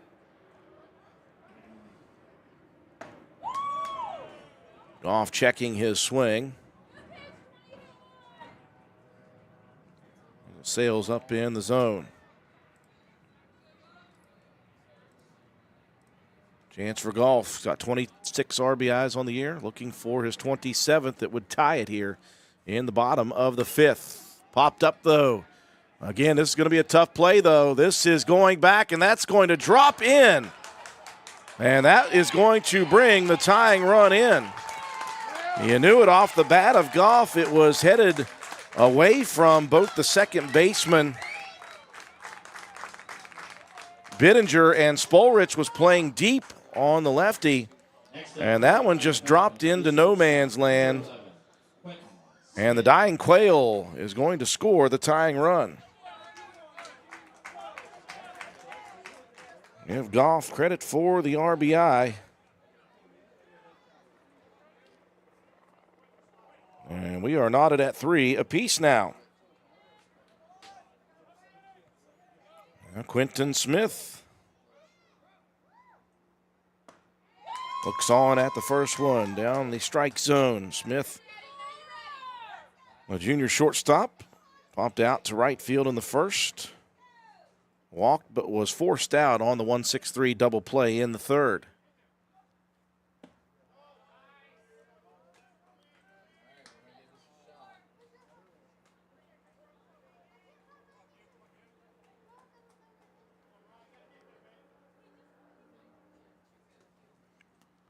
Hodges has given up just 4 base hits so far in 5 innings. And Fairmont State has certainly made do with the opportunities they've had. 1-2 as Smith swings and misses.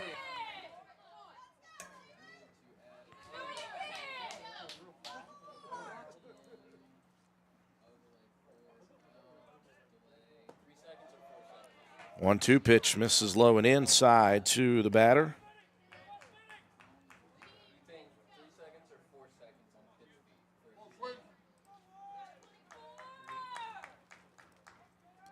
Smith with 30 RBIs on the year, hitting .384, second team, all MEC selection. A 2-2 breaking ball, chopped foul down the third baseline. Smith, in 164 plate appearances, has struck out only 24 times. He's drawn 25 walks. OPS at 1.066. Just incredible offensive production from Smith this season. Go-ahead run out at second. As Hodges misses away, count is full now, 3-2.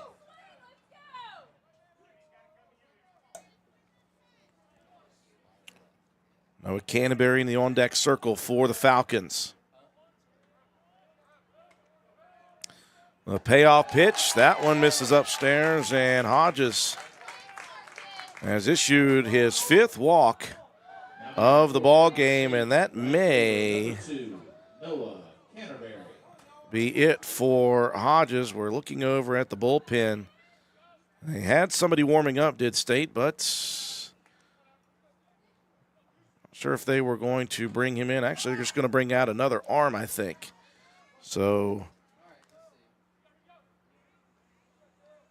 Coach Lloyd will stick with his left-handed junior. Oh, wow, and he rides one inside on Canterbury, and he is going to hit Canterbury in the arm.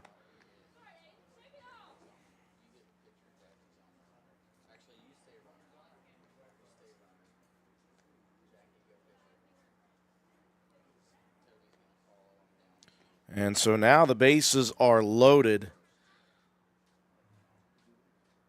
And we're checking on the status of Noah Canterbury. Took one right off of the arm. Not sure if it was the hand, wrist, forearm, elbow. But he went down in a heap. Looks like he's okay. That's good to see.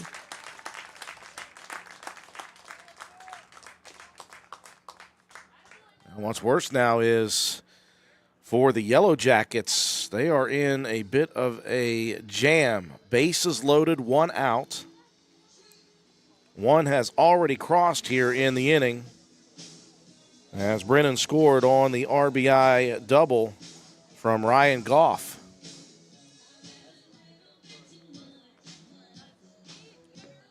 And the question is, will they stick with Hodges? Looks like they're going to stay with the junior. Well, confidence, trying to let him work through this issue.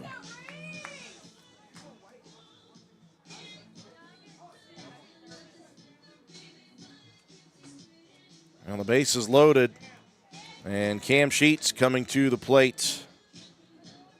He's 0 for 2, grounded back to Hodges in the second, and then popped out to right field in the fourth, 0 for 2. But he is a dangerous hitter, .352 with 49 RBIs, 13 home runs on the season. Hodges misses on the outside for the first offering. Comes back on the inside corner. 1-1 the count. Hodges a .378 ERA. Trying to keep it down around that area. Nice breaking ball. Drops into the zone. Sheets behind in the count, 1-2. Goff at third. Smith at second. Canterbury at first with 1 out in the bottom of the 5th. We're tied at 3-3. Here comes the pitch. This one ripped towards the shortstop. Turning and firing to first. It's a 6-4 3, double play. Waters to Bittinger and over to Huber. And the gamble to stick with Hodges works for West Virginia State. He gets the double play to finish off the bottom of the 5th. We're tied at 3 apiece as we move to the top of the 6th inning here on the MEC Digital Network. Choosing health coverage for your family, your employees, and your company is one of the most important decisions you can make. The health plan proudly supports our active and healthy communities and has been your most trusted carrier for over 40 years. We are here for your family. We are here for your business. We'll be here for you when you need us most, because your health coverage is our priority. The health plan, here for you. I got involved in officiating volleyball 8 years after I played Division I in college. Saying yes to volleyball officiating will give you the privilege to be a part of one of the most exciting sports around. I'm a speaker, a builder, I coach, culinary arts, auditor, a firefighter. For anyone contemplating becoming a volleyball official, just go for it. Take the plunge, open the door. Say yes to officiating. Learn more about how to get involved at sayyes2officiating.com. Boy, as the evening and the innings progress, it gets nicer and nicer here in the capital city of Charleston, West Virginia, the site of the 2024 MEC Baseball Tournament, Go-Mart Ballpark. Alongside the rest of the video productions crew, my name is Andrew Miller. We've got a great one here from start until the end of the 5th at least. Neither team is led by more than one. NC State got the first lead, taken back by Fairmont State. A 2-run home run in the bottom of the 2nd, 2 given back to West Virginia State in the 3rd, and then the 1 run on 1 hit. No errors and 2 left on. A big 6-4-3 double play, though, for West Virginia State to end the threat in the bottom of the 5th. To the 6th we go.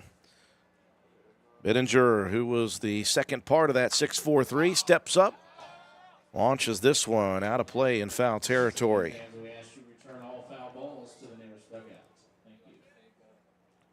Bittinger has a double. On the afternoon, he's 1 for 2.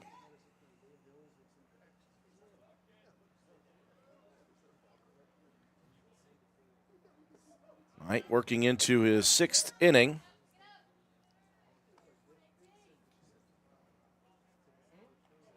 Bittinger, a sophomore hailing from the northern panhandle of West Virginia, played his high school ball at Wheeling Park for the Patriots.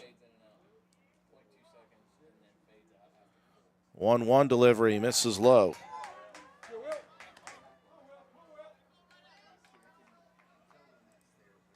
Bittinger on the season hitting .273 with 23 RBIs, 4 doubles and 3 home runs. 2-1 pitch missing out of the zone. Knight has looked very good, though, today. 4 strikeouts, just 1 walk for the senior right-hander.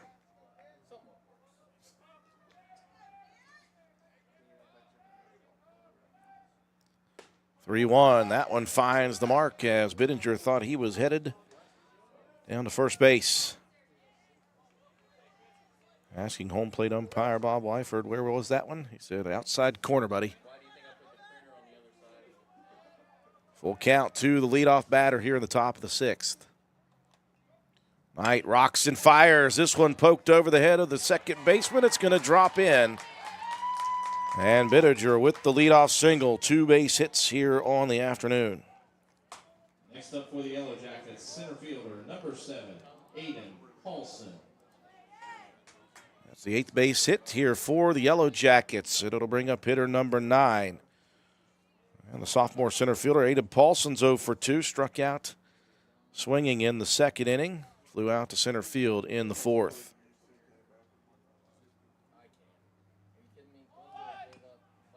Paulson looking for a sac bunt. Fouled that one off.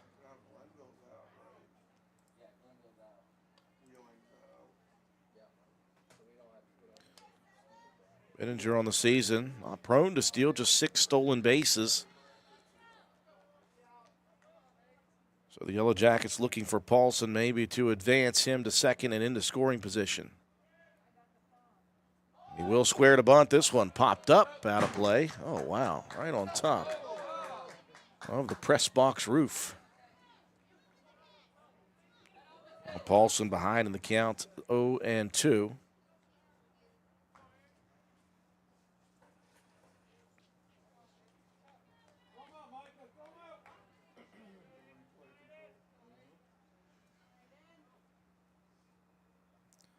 Oh-2 pitch, chopper. Very nice stab by Smith again. He's been challenged throughout this afternoon. He's made a couple of diving plays to keep the baseball in the infield, but that will be another infield hit for the Yellow Jackets. And the first two runners aboard in the top of the sixth. Again, you see Smith, nothing he could do other than keep it in the infield.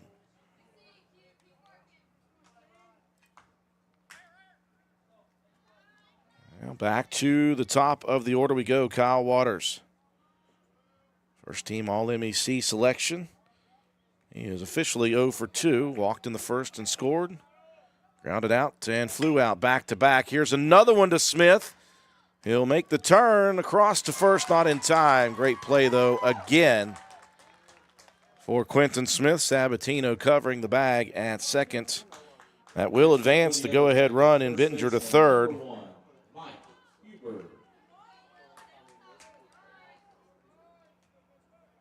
The first out awarded. Waters safe at first on the fielder's choice. Runners at the corners. Now Huber had a good day at the plate. A double, a single, and a run scored. 2 for 3.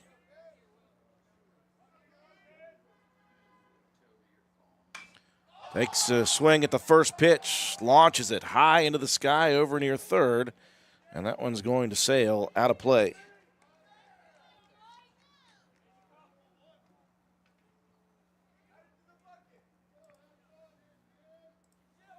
And Huber having a monster season as a first-team All-MEC selection. 391 with 55 RBIs. 16 home runs for the junior first baseman. This one over the head.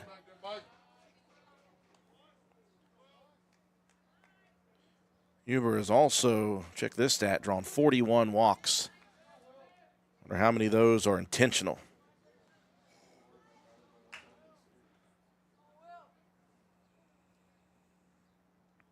One, check the swing. That one fouled away.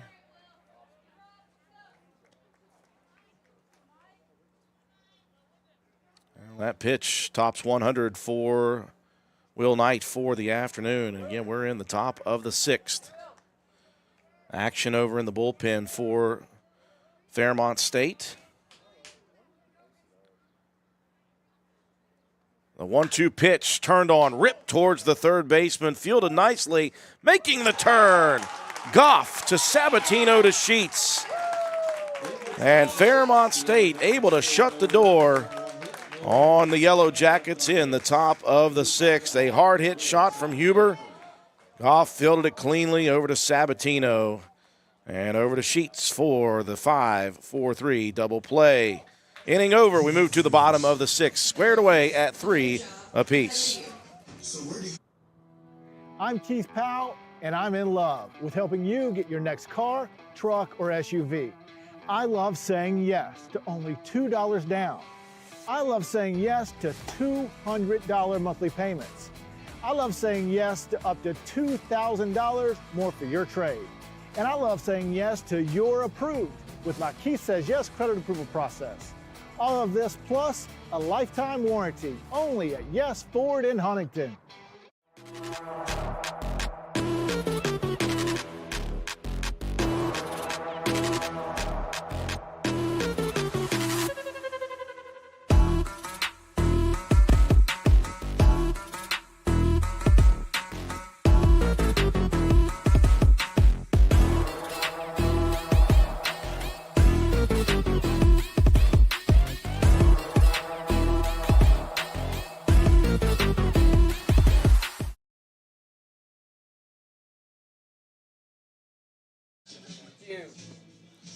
Well, the sun's starting to shine down here at Gomart Ballpark as we move to the bottom of the 6th inning. The defenses behind these pitchers in the last inning were fantastic for the Yellow Jackets. A 6-4-3 double play with the bases loaded and one out to avoid any damage in the bottom of the 5th, in the top of the 6th with runners at the corners and one out.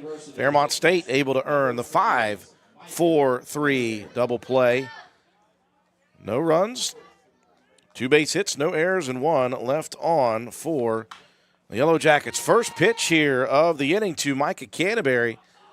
And that was a hard hit shot in the corner at third. Pfizer threw a little bit wide right, but right into the running lane of Canterbury. Tagged out by Huber for the first out. 1 pitch, 1 out. That is efficiency.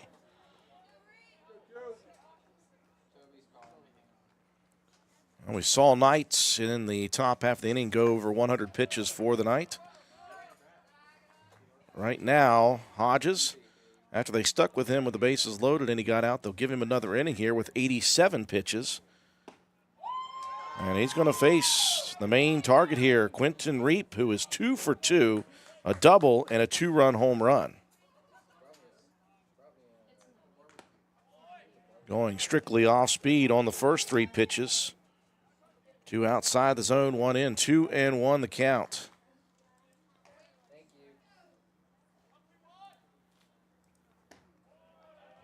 Now comes back with the fastball up in the zone, 3-1 to Reap, who is hitting .246 now with 3 home runs on the season. Comes back over the middle, healthy cut. Reap was looking for another one out of the park. Hodges with 3 strikeouts. He has walked 5. And the 3-2 breaking pitch fouled back.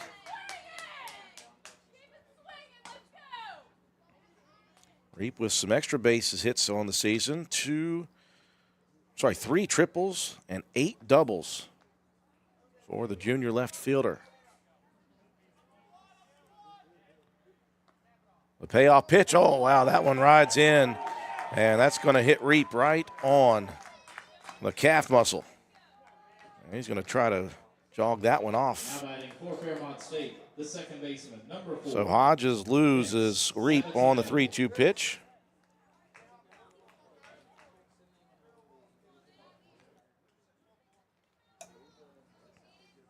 Now Sabatino coming to the plate. Walked back in the second, stole a base and was stranded, struck out swinging. In the 4th, he'll square to bunt. This one popped up, though, over at third, and Pfizer makes the play. Well, as a hitter, you know when your job is to lay a bunt down, the last thing you want to do is pop one up, and unfortunately for Sabatino, he did just that. So 2 outs now in the bottom of the 6th. Brennan, 0 for 1 with a strikeout, a walk, and a run scored. Scored that tying run in the 5th inning off of the RBI double by Ryan Goff.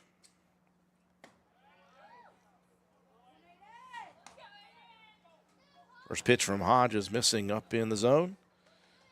In the nightcap, Frostburg State, the #1 seed out of the North, awaits the loser of this contest. We'll turn right around for the doubleheader. A numbers high fastball called strike 1.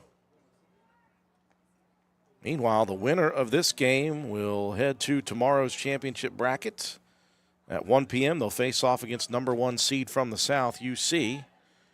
Charleston had a comeback victory this morning over Glenville State. Other chest-high fastball, swing and a miss by Brennan. So Wheeling has been eliminated in the tournament, and Glenville State also has now been eliminated. So 4 teams remaining in this ball game. This is a fastball in the inside corner, and Brennan frozen for the strikeout. Just 1 base runner in the bottom half. We are tied at 3 apiece after 6 full innings here on the MEC Digital Network. In life, things aren't scripted. If you're an athlete, we need people like you and translate those skills to officiating. You can get a lot out of it. It happens in every town, in every game. We never have a perfect game, but the rewards always outweigh the negativities.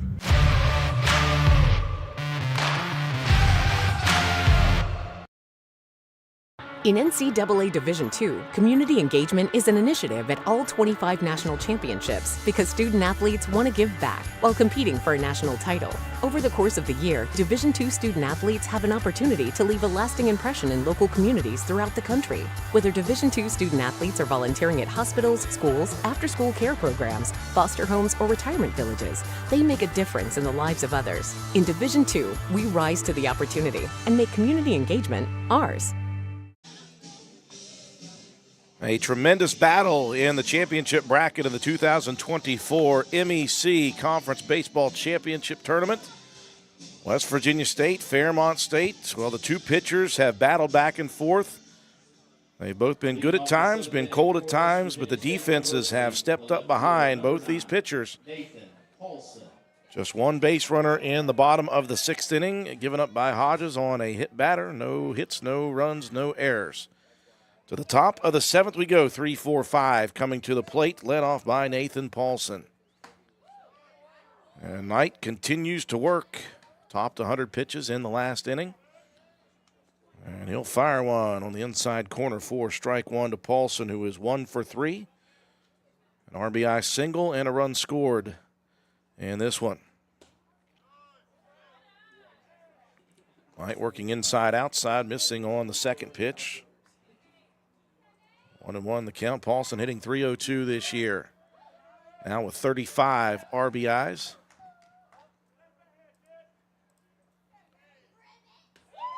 The 1-1 gets away from Knight on the outside corner. Still a lot of action over in the bullpen for the Falcons.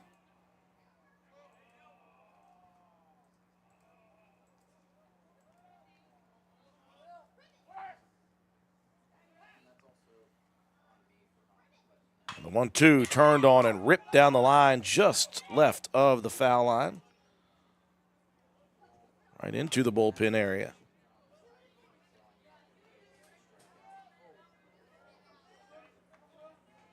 Two and two the count.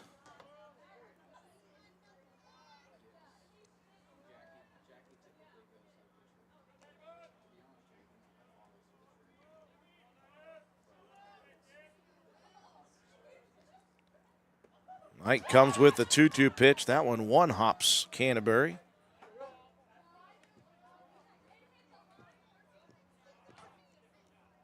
And a full count to the leadoff batter here in the top of the seventh.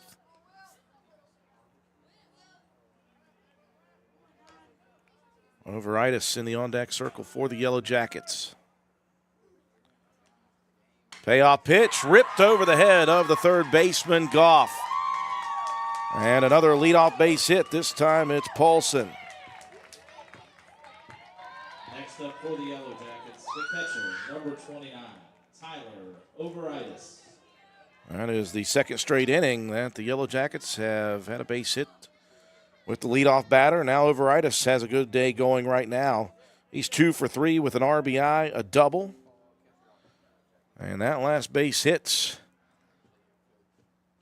puts the Yellow Jackets into double figures with 10, and that is going to draw a meeting at the mound. Question is will that be it for Will Knight? They've had a lot of work in the bullpen going.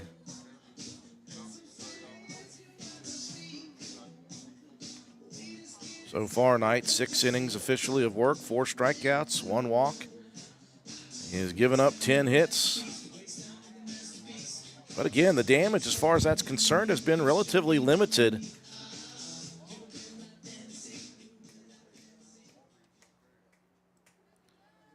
You think about West Virginia State, they have left 8 runners on base.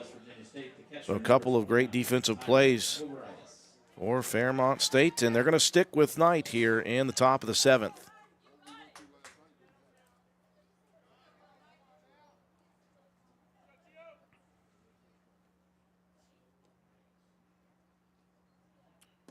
First pitch to Overitis, missing low.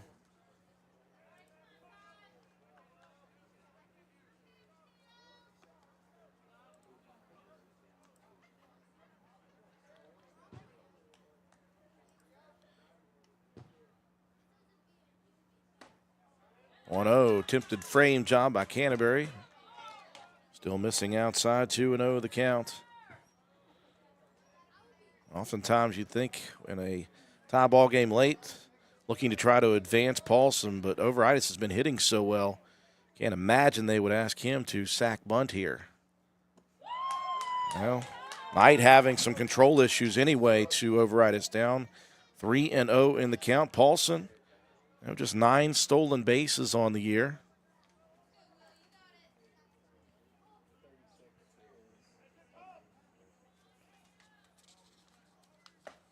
And now a 3-0 pitch up above the zone.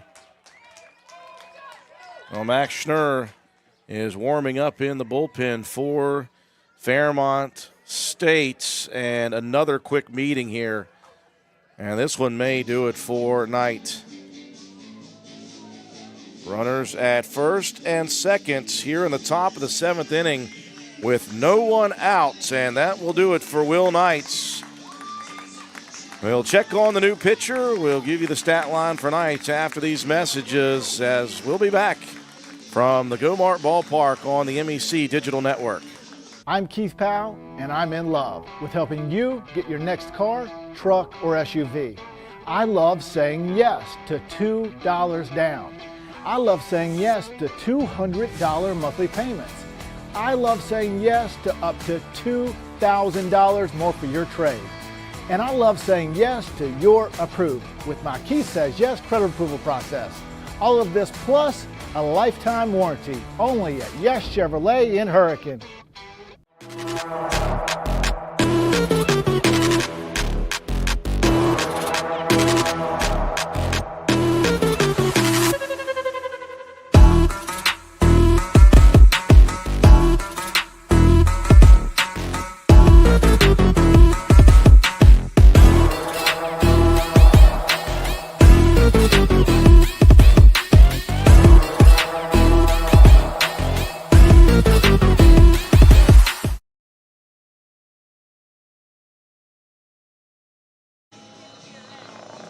New pitcher here for the Fairmont State Falcons, as they're going to bring in the freshman right-hander Max Schnurr, freshman out of Butler, Pennsylvania.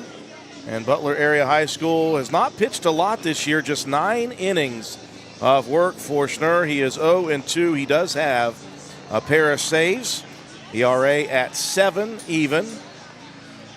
Strikeout 4, walk 4 with 9 runs given up. So Knight only had a very good day here, but starting to lose a little bit through 111 pitches over the 7 innings that he had. Officially 6 innings of work. He did not get an out here. 3 runs, 2 of those were earned. Faced 31 batters, gave up 10 hits, 4 strikeouts, and 2 walks. So Schnurr ready to go to work against Chris Morris. And Morris wasting no time, swinging heavy at the first offering. Morris 1 for 3 today with an RBI single back in the 3rd.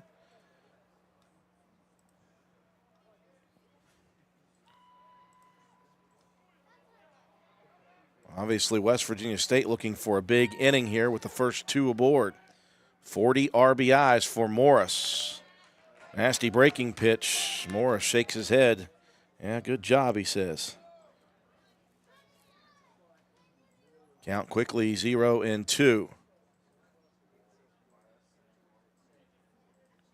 Morris hitting .277, but he is hitting just .274 against right-handed pitchers. I say just, that's way better than I ever did.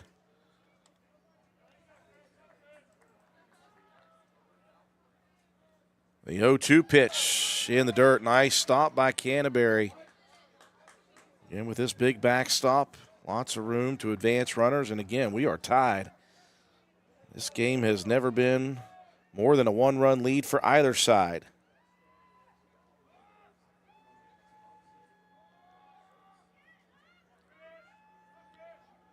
The 1-2 breaking ball. Did he go around? No, says the first base umpire, Chris Richards.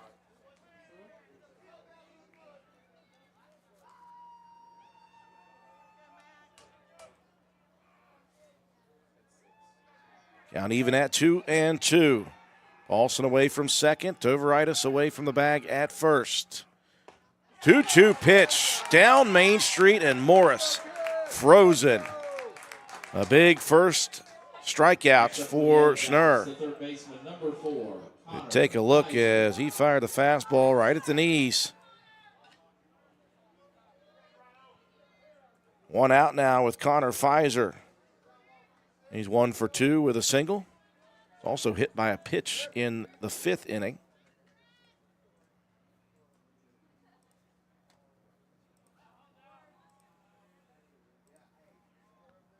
Pfizer with 29 RBIs on the season, hitting .265.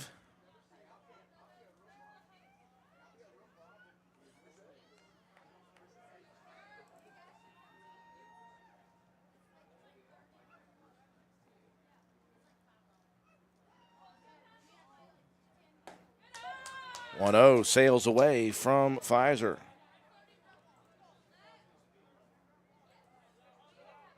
And neither of these teams facing elimination here in this game. But both want to advance to face number 1 from the South, UC, tomorrow at 1. Schnurr takes a bit off, comes back over the plate on the 2-0 count.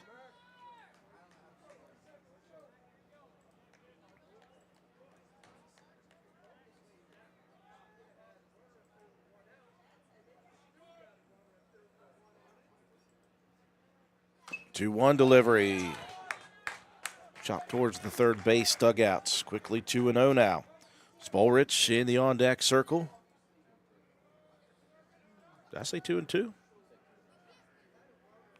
Now it's 2-2. Thanks a bunch to Shep in my ear. If I didn't have Shep, don't know what I would do, folks.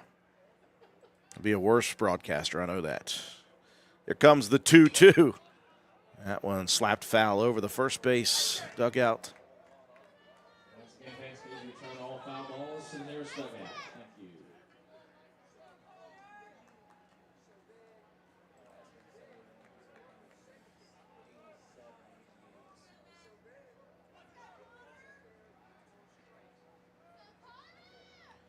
Go-ahead run away from second, represented by Nathan Paulson.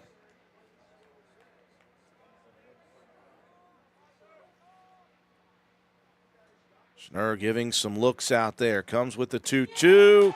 Called strike 3.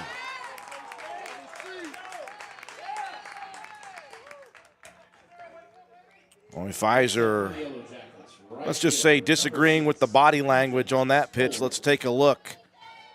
Again, knee-high fastball that got the second straight batter. So Schnurr comes in and strikes out 2 immediately, looking to try to help the Falcons out of this top of the 7th jam. Spolrich looks at a breaking pitch. Schnurr wanted that one bad. Spolrich 0 for 3 today. A ground out, a strikeout, and a fly out.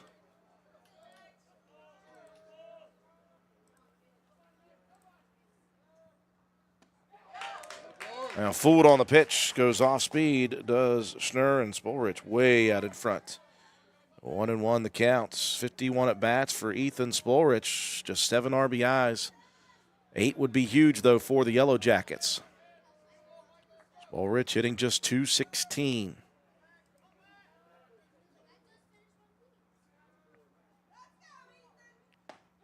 A 1-1 swung on and missed.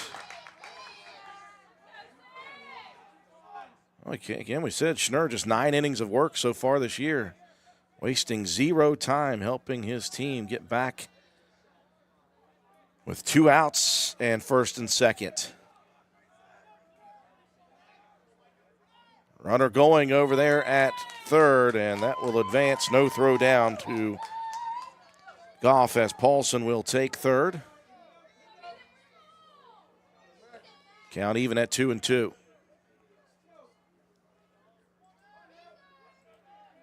Now Now a base hit would most definitely score the go-ahead run.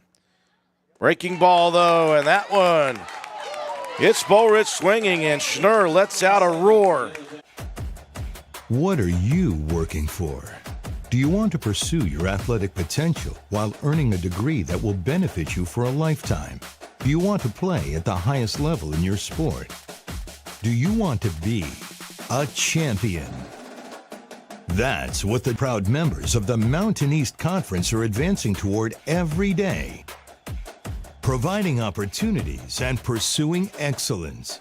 The Mountain East Conference. Being a champion takes more than skill, more than endless drills, more than using your head. Being a champion takes the heart to give it your all, the agility to thrive from any angle, and the relentless drive to be the best. Welcome to Division II, where the pursuit is yours to create, and the question isn't, can you do it? It's will you?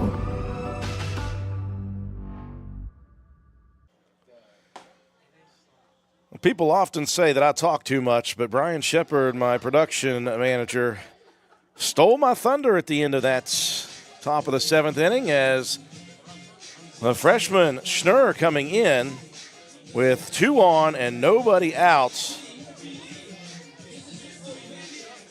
And what a finish to the inning for Max Schnurr. 3 strikeouts, 2 looking, and 1 swinging. So no runs in the inning on 1 hit, no errors, and 2 left aboard. I get the, wondering who is going to break through here as we get closer and closer to the end of this ball game. Got a new third baseman checking in for West Virginia State. Going to be the sophomore Cody Reinhardt.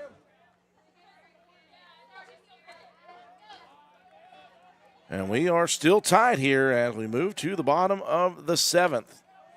Still, it's Aiden Hodges. In 6 innings of work, struck out 4, walked 5 so far. And he is close to the 100-pitch mark. Just 1 more. This one will be that before the pitch comes over in the West Virginia State bullpen area. Ball getting away. Top of the order here in Cameron Moore. As Hodges fights back with a strike. 1-1 the count. Moore 1 for 3 with a single.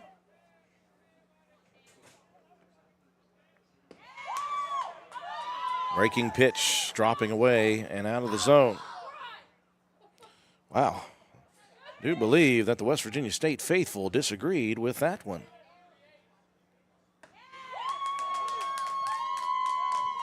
Agreed with that pitch. Down the middle, 2-2. Funny how that happens. Now again, ball coming out of the bullpen. The catcher and the backup catcher.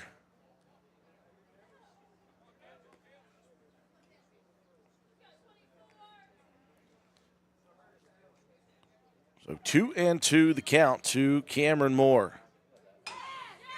This one slapped down the line. It's just going to go foul over at third.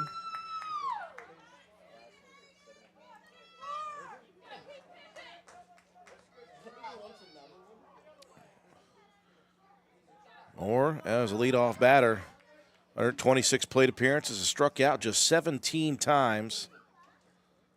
26 RBIs. He's been walked 21 times.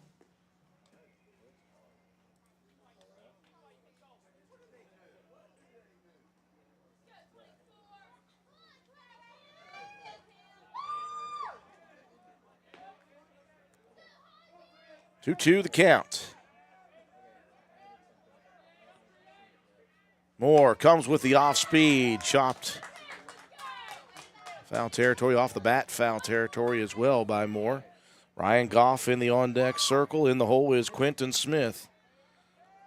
1, 2, 3 in the Falcon order here in the bottom of the 7th. Yellow Jackets have out-hit Fairmont State 10-4.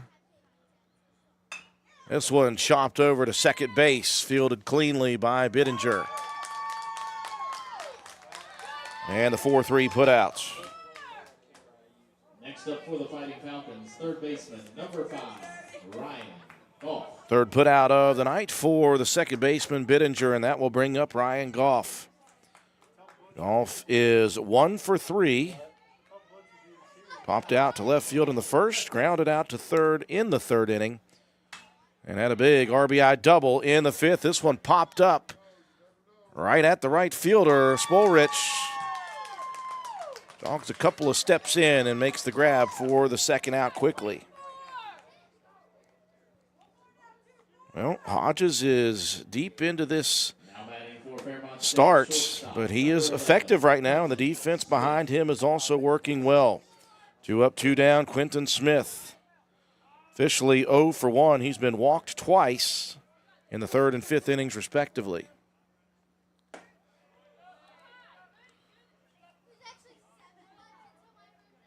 Hodges continuing to work quickly as well.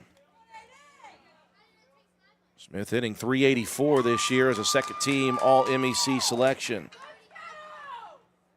Hodges fights back with a curveball over the plate.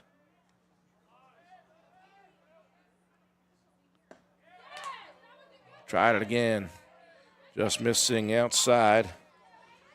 According to the West Virginia State faithful, that was a strike. 2-1 the count.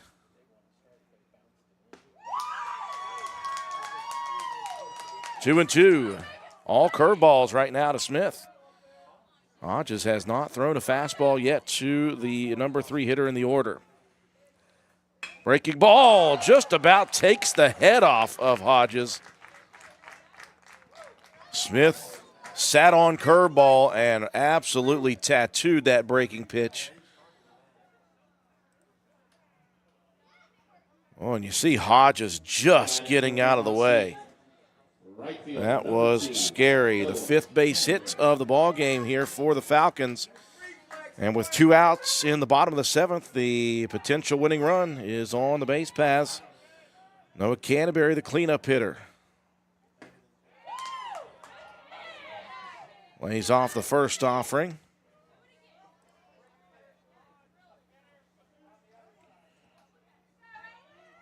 Canterbury 0 for 2, hit into a double play in the third, was hit by a pitch in the fifth. Ooh, turns on this one, watch out.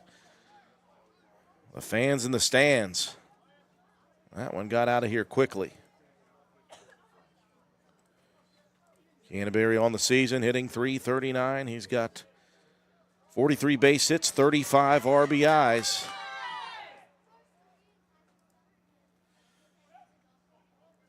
Hodge is going to go over to first and throws it away. Tried the quick move, and that will advance the go-ahead run to second base. I don't really know about that one. Smith, not really a threat to steal. He was close to the bag over there at first, but Hodges chose to go give him a look anyway, and that one got away. Smith, in fact, this season, just 8 stolen bases on the year.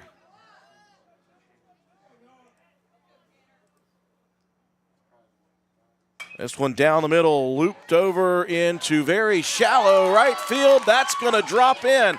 And here comes the go-ahead run. And again, you go back to that previous play. If Smith is not on second, that base hit by Canterbury does not score the go-ahead run. So a big error for West Virginia State. And now the Falcons take their first lead of the ball game into the bottom of the seventh. Canterbury delivers on the bloop RBI single. Headed down to second on the throw in, and that is going to do it for Aiden Hodges. We'll break away. We'll come back with a new pitcher for the Yellow Jackets. You're watching championship action here on MEC Digital Network. Choosing health coverage for your family, your employees, and your company is one of the most important decisions you can make. The health plan proudly supports our active and healthy communities and has been your most trusted carrier for over 40 years. We are here for your family. We are here for your business. We'll be here for you when you need us most, because your health coverage is our priority. The health plan, here for you. The legacy began in 1973. That was the year NCAA Division II was born. And since the very first day, our division has shaped generations of student athletes with a true sense of academics, athletics, and community. That is 5 decades of graduations, championships, teamwork, and personal development. 50 years of shaping student athletes into world-class leaders. NCAA Division II. Our division, our legacy. All right, beautiful shots of the Golden Dome of the Capitol here in Charleston, West Virginia. We have got an absolute dogfight in this championship bracket. Fairmont State taking the lead for just the second time here tonight on a bloop single by Quentin Smith by Noah Canterbury that scored Quentin Smith. And again, right before that single, Smith was at first. Aiden Hodges decided to check it first, threw it away. The error sent Smith into scoring position, and Canterbury promptly placed one into shallow left field just to the fair side of the white line.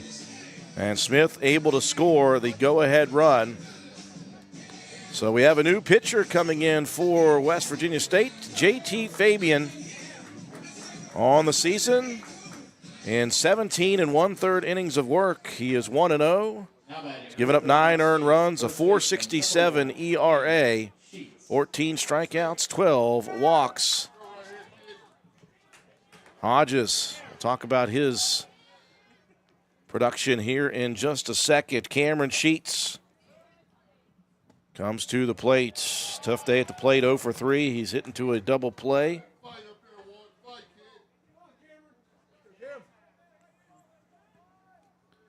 So Fabian, the left-hander,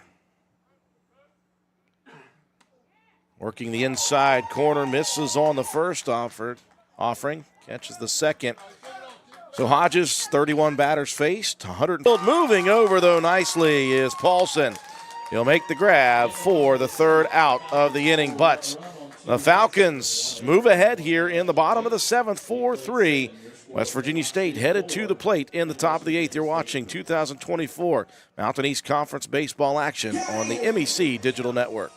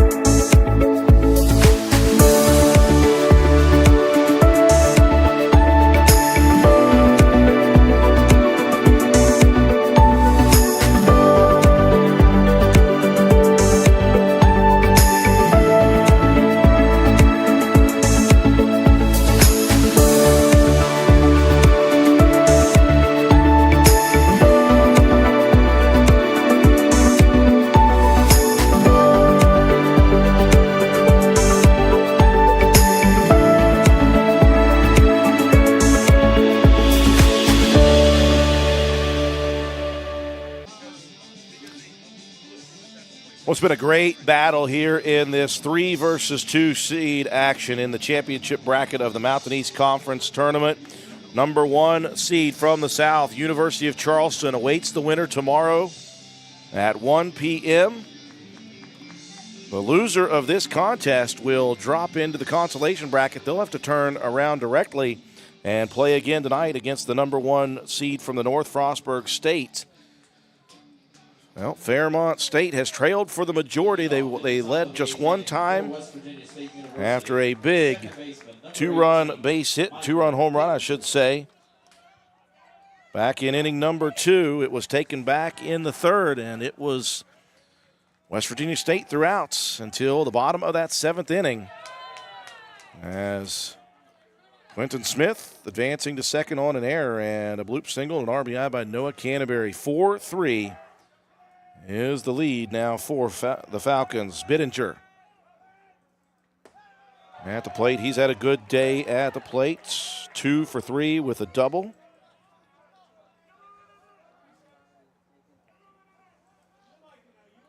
Max Schnurr into his second inning of relief. Came in and struck out 3 batters and allowed nothing after the Yellow Jackets had the first 2 runners aboard. That knocked out Will Knight, the starter. 3-0 the count here in the top of the 8th, though.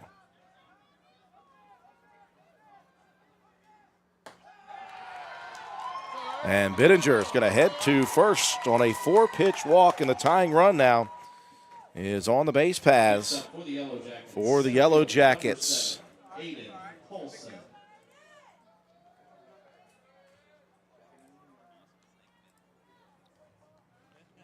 Bittinger with 6 stolen bases on the year. I imagine Olsen may square to bunt. He will. Backs off as this one goes low in the zone.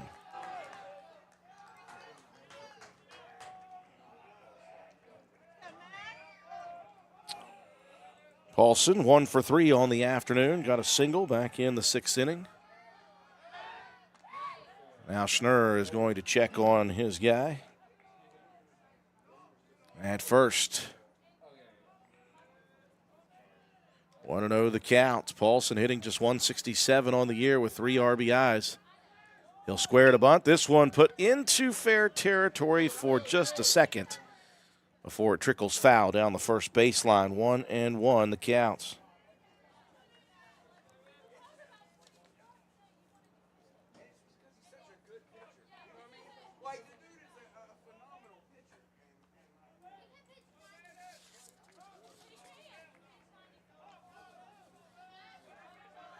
Again, they're going to look over. Schnurr going to keep tabs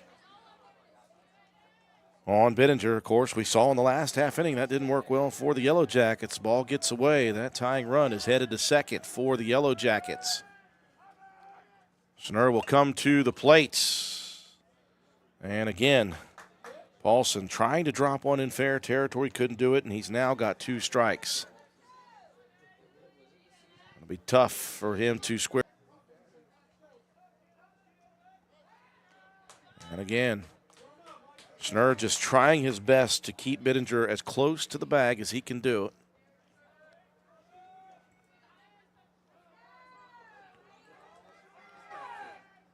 Now the 1-2 breaking ball.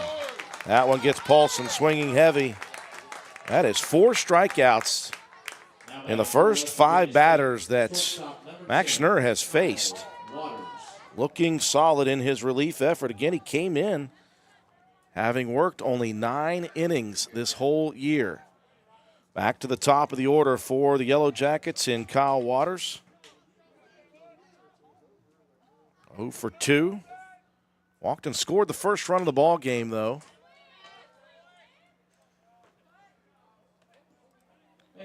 Also reached on a fielder's choice in this ball game. 175 at-bats.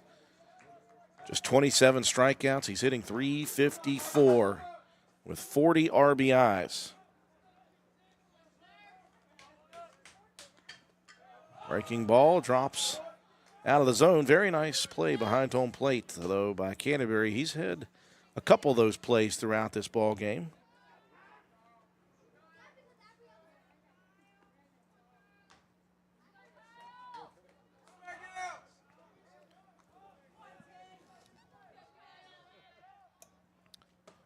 One pitch, up and away.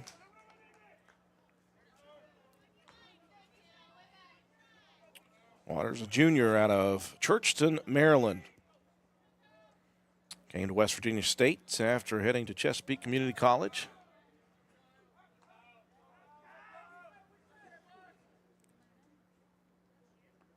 Schnurr comes with the 2-1, rides inside. And Waters up in the count, 3-1. Hitters count.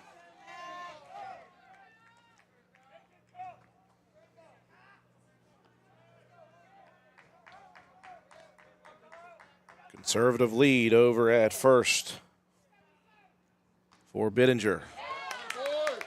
Oh, a very nice pitch on the 3-1. And the count now full to Waters. On deck is Huber. Huber's been big. And once again, Schnurr just, again, keeping tabs on Bittinger.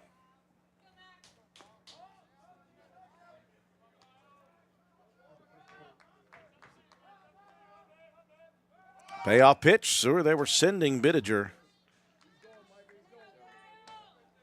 As Waters just threw the bat out to protect the plate with the 2 strikes.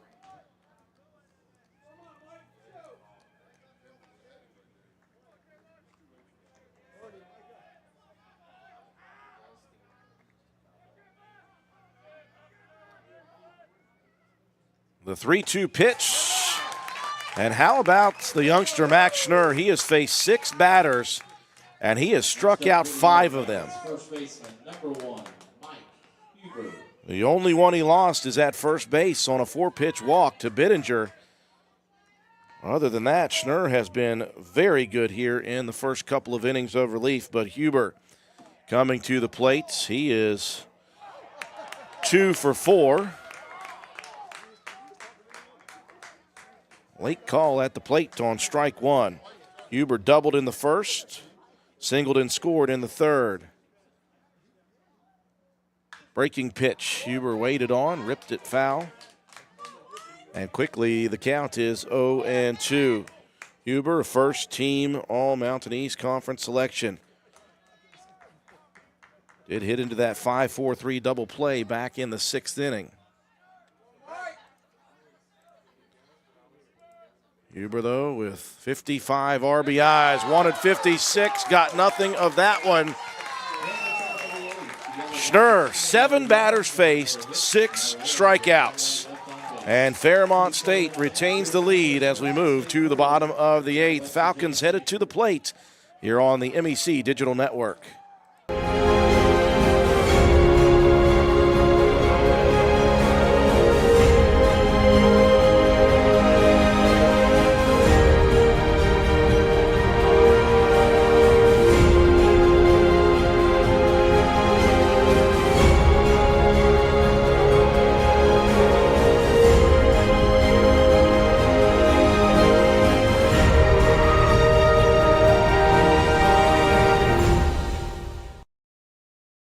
In NCAA Division II, community engagement is an initiative at all 25 national championships because student-athletes want to give back while competing for a national title.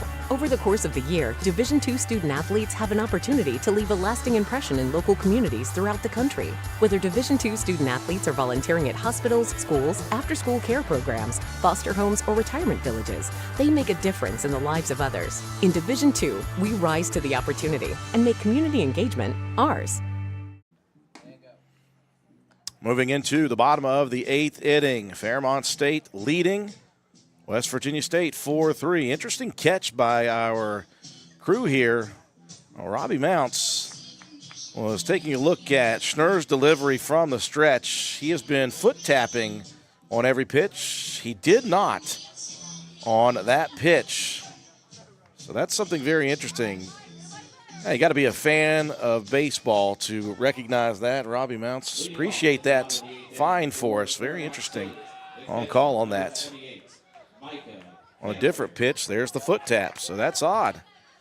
We'll take a look at that. Nonetheless, Schnurr is pitching quite well in his relief effort. He, just a freshman, he has seen 7 batters and struck out 6. First pitch here in the bottom of the 8th. Is laced out into center field by Micah Canterbury.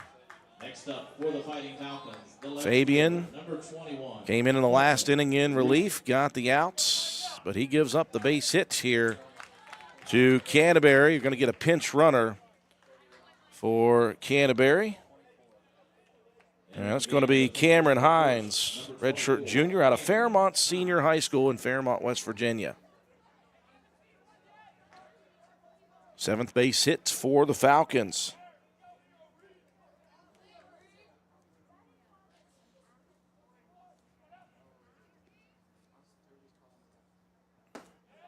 Well, it's pretty easy now for West Virginia State. They know what they need to do, and they need to get out of the inning with no damage. They'll have to plate one at the moment in the top of the ninth.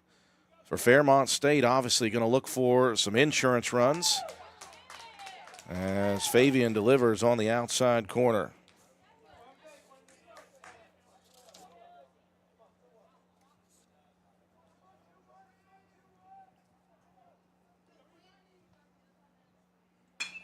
Oh, one going opposite field. Is it going to stay fair? It will. Reap going to head around to second. Oh, did that one get out of play? Okay, it did. Well, that's a bad luck play for the Falcons, because if that ball stays in the facility, that is most definitely scoring Hines. Instead, the right fielder, Spolrich, holds up his hands, says ground rule double. So instead of an insurance run at the moment, what we get is second and third, but nobody out here in the inning for Fairmont State, and that will do it. For JT Fabian, new pitcher to come in. We'll take a look at that, and we'll continue with the bottom of the eighth here from the MEC Baseball Championship on the MEC Digital Network. I'm Keith Powell, and I'm in love with helping you get your next car, truck, or SUV. I love saying yes to only $2 down. I love saying yes to $200 monthly payments. I love saying yes to up to $2,000 more for your trade. And I love saying yes to You're Approved with my Keith Says Yes credit approval process. All of this plus a lifetime warranty only at Yes Ford in Huntington. What are you working for? Do you want to pursue your athletic potential while earning a degree that will benefit you for a lifetime? Do you want to play at the highest level in your sport? Do you want to be a champion? That's what the proud members of the Mountain East Conference are advancing toward every day. Providing opportunities and pursuing excellence. The Mountain East Conference. Third pitcher of the afternoon for the Yellow Jackets, it will be Tyrus Bumgarner. A 6'3" senior right-hander from Spring Valley High School over in Canova, West Virginia. 22 2/3 innings of work for Bumgarner this year. He's 2-2 with 4 saves, an ERA of 3.18, 14 strikeouts, 11 walks on the season for Bumgarner. So Fabian, a very short outing here. Officially just 1/3 inning of work. 3 batters faced, gave up 2 hits. And he is responsible for the 2 batters who are on base at second and third. Now Sabatino to the plate. 0 for 2 with a walk and a stolen base. Bumgarner works out and in, misses on both.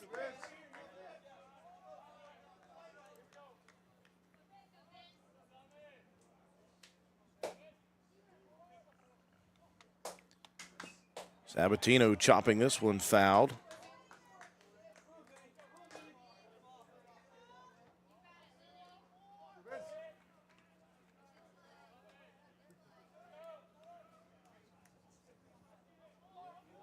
Two and 1 the count.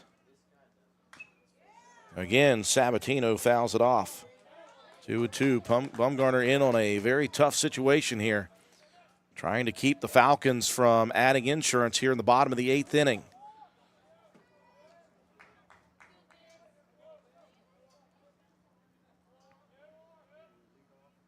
2-2, just missing inside.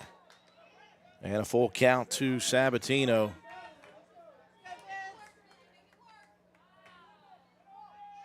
Well, action in the Fairmont State bullpen. The payoff pitch, missing high and tight.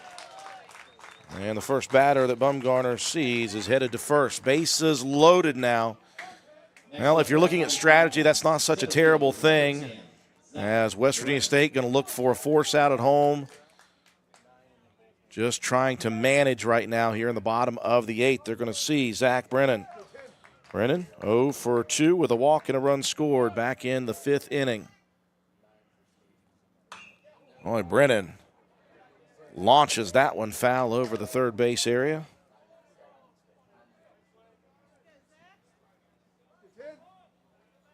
Logan McClure getting some warm-up work for the Falcons in the bullpen.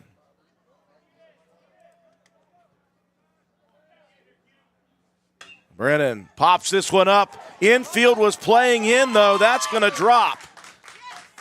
Boy, in any other circumstance for West Virginia State, that's a play that Waters or Reinhardt makes.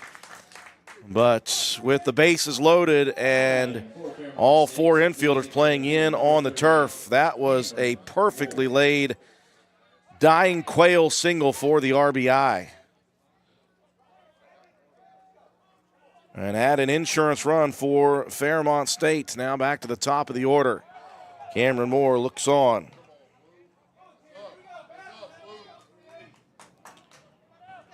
First pitch from Bumgarner finds the mark. Moore with a base hit here. He's 1 for 4 tonight. Takes this one into very deep right center field. 1 run will score. Sabatino heading around. They're going to hold the runner at third. And Fairmont State has opened it up here in the bottom of the 8th. Just the second base hit for Moore today, but it's a big one. The 2 RBI double. For Fairmont State, the third baseman, number 5, Ryan Goff.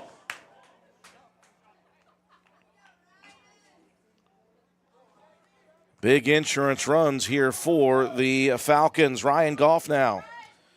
He's 1 for 4. He's got a double this afternoon.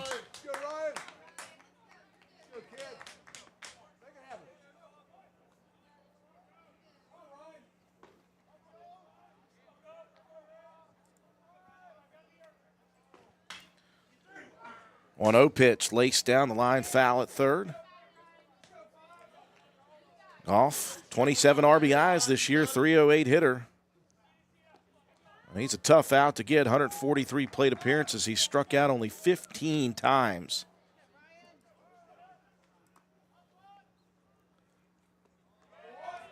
Nice slider, just stays low in the zone. 2-1 the counts. Still nobody out here in the bottom of the 8th. Falcons looking for more, and they're going to get it. The single laced into left field, and Goff is fired up, as he should be. Delivers yet another base hit with runners in scoring position. Moore advancing to third. Brennan heading home. Now 4 runs plated here in the bottom of the 8th inning. And no one out still for West Virginia State. Quentin Smith. 1 for 2 officially is Smith. Singled, scored a run back in the 7th. I should say he is not 1 for 2, sorry. He is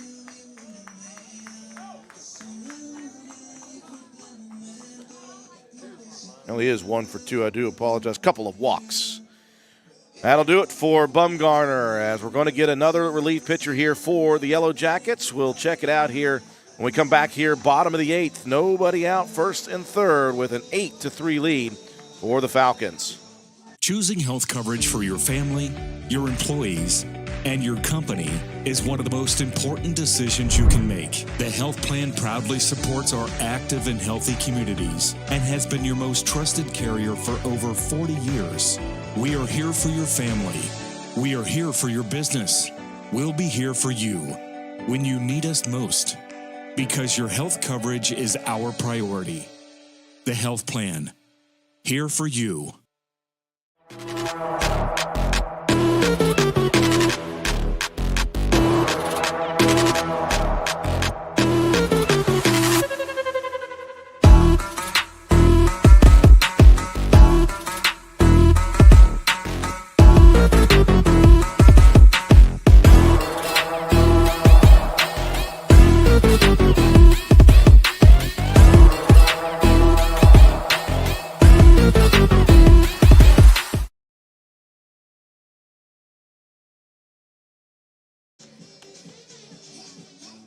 Fourth pitcher of the ball game for the West Virginia State University Yellow Jackets. Ready, the 6'5" graduate right-hander in Cameron Lewis from Ona, West Virginia. High school ball just down the road at Cabell Midland High School. This year, 22 innings of work. He is 3-1 with a 3.27 ERA. Just 8 earned runs on the year, 15 strikeouts to 9 walks. So Bumgarner's afternoon was a quick one, faced just 4 batters. Gave up 2 earned runs, 3 hits, 1 walk. Insurance, the name of the game right now for the Falcons. They have plated 4 runs with no outs yet, runners at the corners.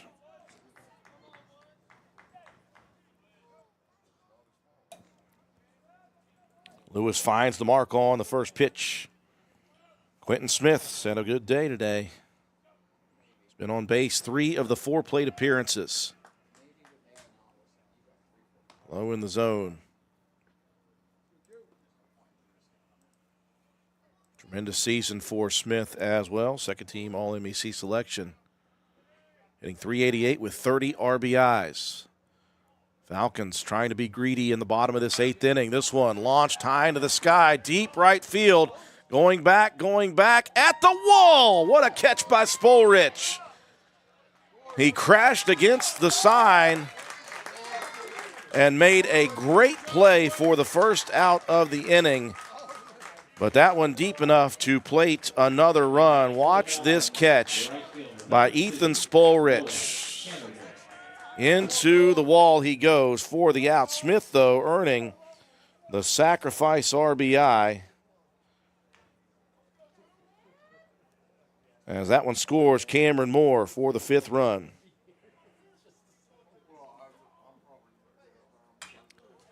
And that will bring up the cleanup hitter, Canterbury. Fouls the first one off. Canterbury is 1 for 3. Was hit by a pitch back in the 5th. Singled with an RBI in the 7th. Falcons have opened it up at the right time. If you're a Fairmont State fan, they're going to send the runner down. The throw. Did they get him? Yep, they got him right on the back of the shoe as Goff was trying to advance to second. Very nice play by Overitis. And a great tag by Waters. 2 outs now in the inning.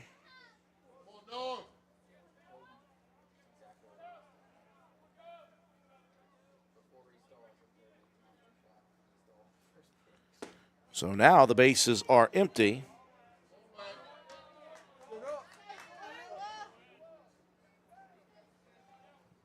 And a 1-2 count to Canterbury.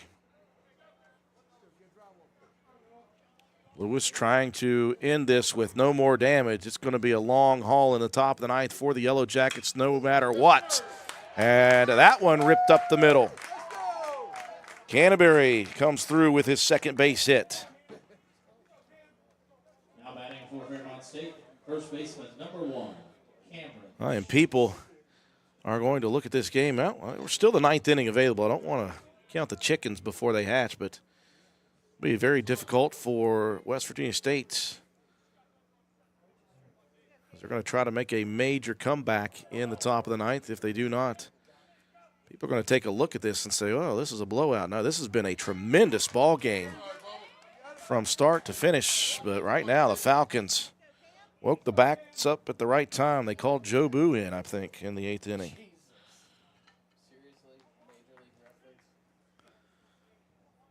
Sheets at the plate with an 0-1 count.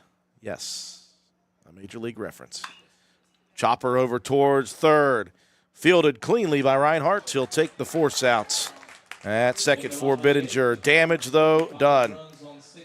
As 5 runs crossed for Fairmont State, and they lead it with a half inning to go, 9-3. Being a champion takes more than talent, more than the perfect pass, more than using your head. Being a champion takes the spirit to always push harder, the ability to overcome any hurdle, and the fire to be the best. Welcome to Division II, where the pursuit is yours to create. And the question isn't, can you do it? It's, will you? Choosing health coverage for your family, your employees, and your company is one of the most important decisions you can make. The health plan proudly supports our active and healthy communities and has been your most trusted carrier for over 40 years. We are here for your family. We are here for your business. We'll be here for you when you need us most, because your health coverage is our priority. The health plan, here for you. A huge bottom of the 8th inning for the number 2 seed from the North, Fairmont State. 6 base hits, 5 runs crossed in the bottom of the 8th. They came in leading 4-3 for West Virginia State. They wanted to eliminate the Falcons offensively with no damage. They would have needed 1 at that point. Instead, the Yellow Jackets backs against the wall, trailing by 6. They'll need 6 runs in the top of this 9th again. Neither team facing elimination. Both teams will still be playing. The question is, will it be Fairmont State advancing tomorrow to face the number 1 seed from the South, University of Charleston? Or will it be a major miracle comeback for the Yellow Jackets? The losing team here will square right around and play again tonight. Awaiting them, the number 1 team from the North, Frostburg State. It'll be an elimination game in the final game today. New pitcher is Logan McClure, and he'll come in to try to close it out. McClure, 55 innings of work, a 4.58 ERA. And he struck out 46, walked just 15. His record is 5-4. McClure, senior right-hander from Hurricane, West Virginia, transferred here from West Virginia Tech. Nathan Paulson, 3-4-5 to begin the top of the 9th. Paulson looked at one outside the zone, finds it for the second. Or McClure, I should say. Paulson having a good day. He is 2 for 4. Had a sack RBI back in the first inning. 2 RBIs total on the afternoon. 2-1 pitch, missing outside of the zone. 3-1 quickly for McClure.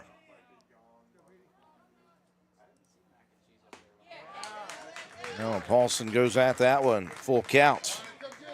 Paulson hitting .306 on the year.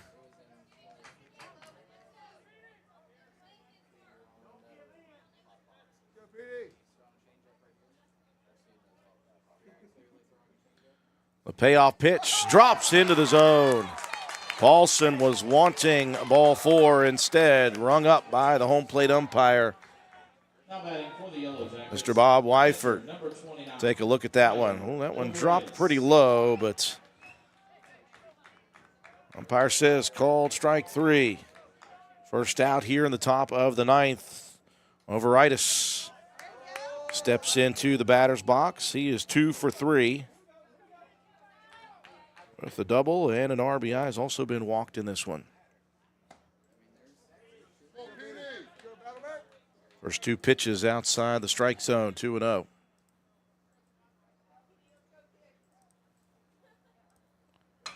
Overitis turns on this pitch, launches it into the sky. Very shallow right field, moving back. And securing the grab for out number 2 was Vince Sabatino. And the Yellow Jackets now down to their final out.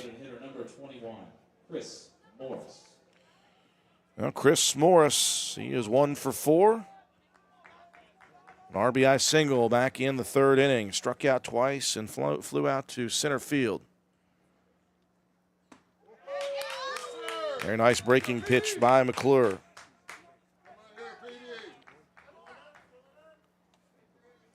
Quickly into the windup for the second offering. Another one off speed, and Morris out in front. 0-2 the count.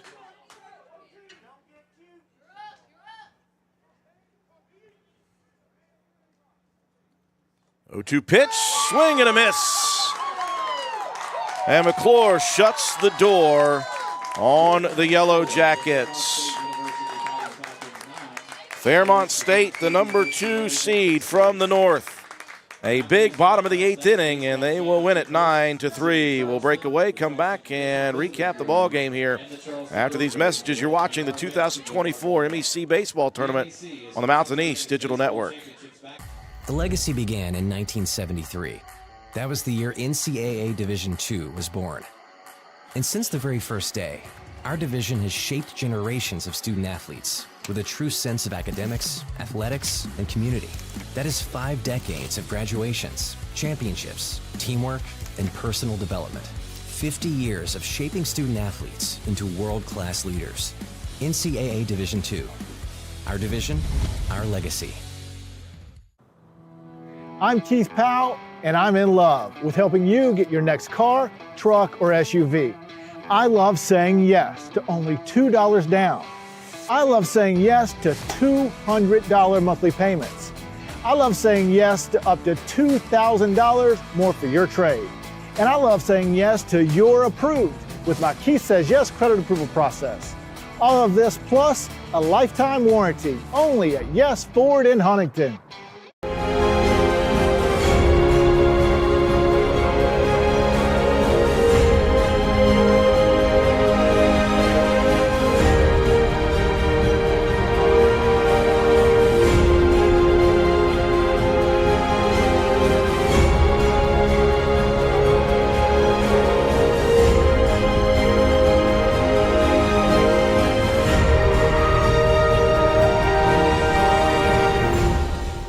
Choosing health coverage for your family, your employees, and your company is one of the most important decisions you can make. The health plan proudly supports our active and healthy communities and has been your most trusted carrier for over 40 years.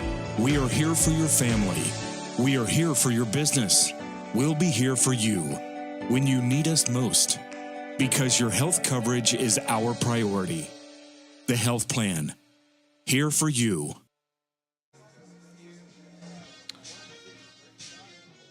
We welcome you back inside Gomart Ballpark. A very good ball game throughout until the bottom of the 8th inning. West Virginia State got it going with a run in the top of the first, a 2-run home run for Fairmont State in the bottom of the second. Off the bat of Quentin Reap gave the Falcons their first lead. It was taken right back in the top of the third by a pair of runs for West Virginia State. They led until the bottom of the 5th, 1 run to tie it. And we were tied going into the bottom of the 7th inning. Very big play in the bottom of that 7th. The runner on first with 2 outs. And a check from the pitcher, Aiden Hodges, over to first. Ball got away. It allowed the runner to advance to second. And on the very next play, Noah Canterbury, the cleanup hitter, had a bloop single down the line in left that scored Quentin Smith from second. That was the difference at the moment, as Fairmont State held West Virginia State scoreless in the top of the 8th. They were looking for some insurance in the bottom. They got more than just a little bit of insurance in the bottom of the 8th. Fairmont State with 6 base hits, 5 runs scoring in the bottom of that inning, and it was a 9-3 lead. McClure comes in to close it out for Fairmont State, gets a pair of strikeouts and a pop fly to end the ball game. 9 runs on 12 hits for Fairmont State, just a couple of errors defensively. For West Virginia State, 3 runs on 10 hits and 2 errors. Max Schnurr gets the victory for Fairmont State in this ball game. They pitched a bunch of different pitchers. Faced 7 batters in the ball game on 2 innings of work.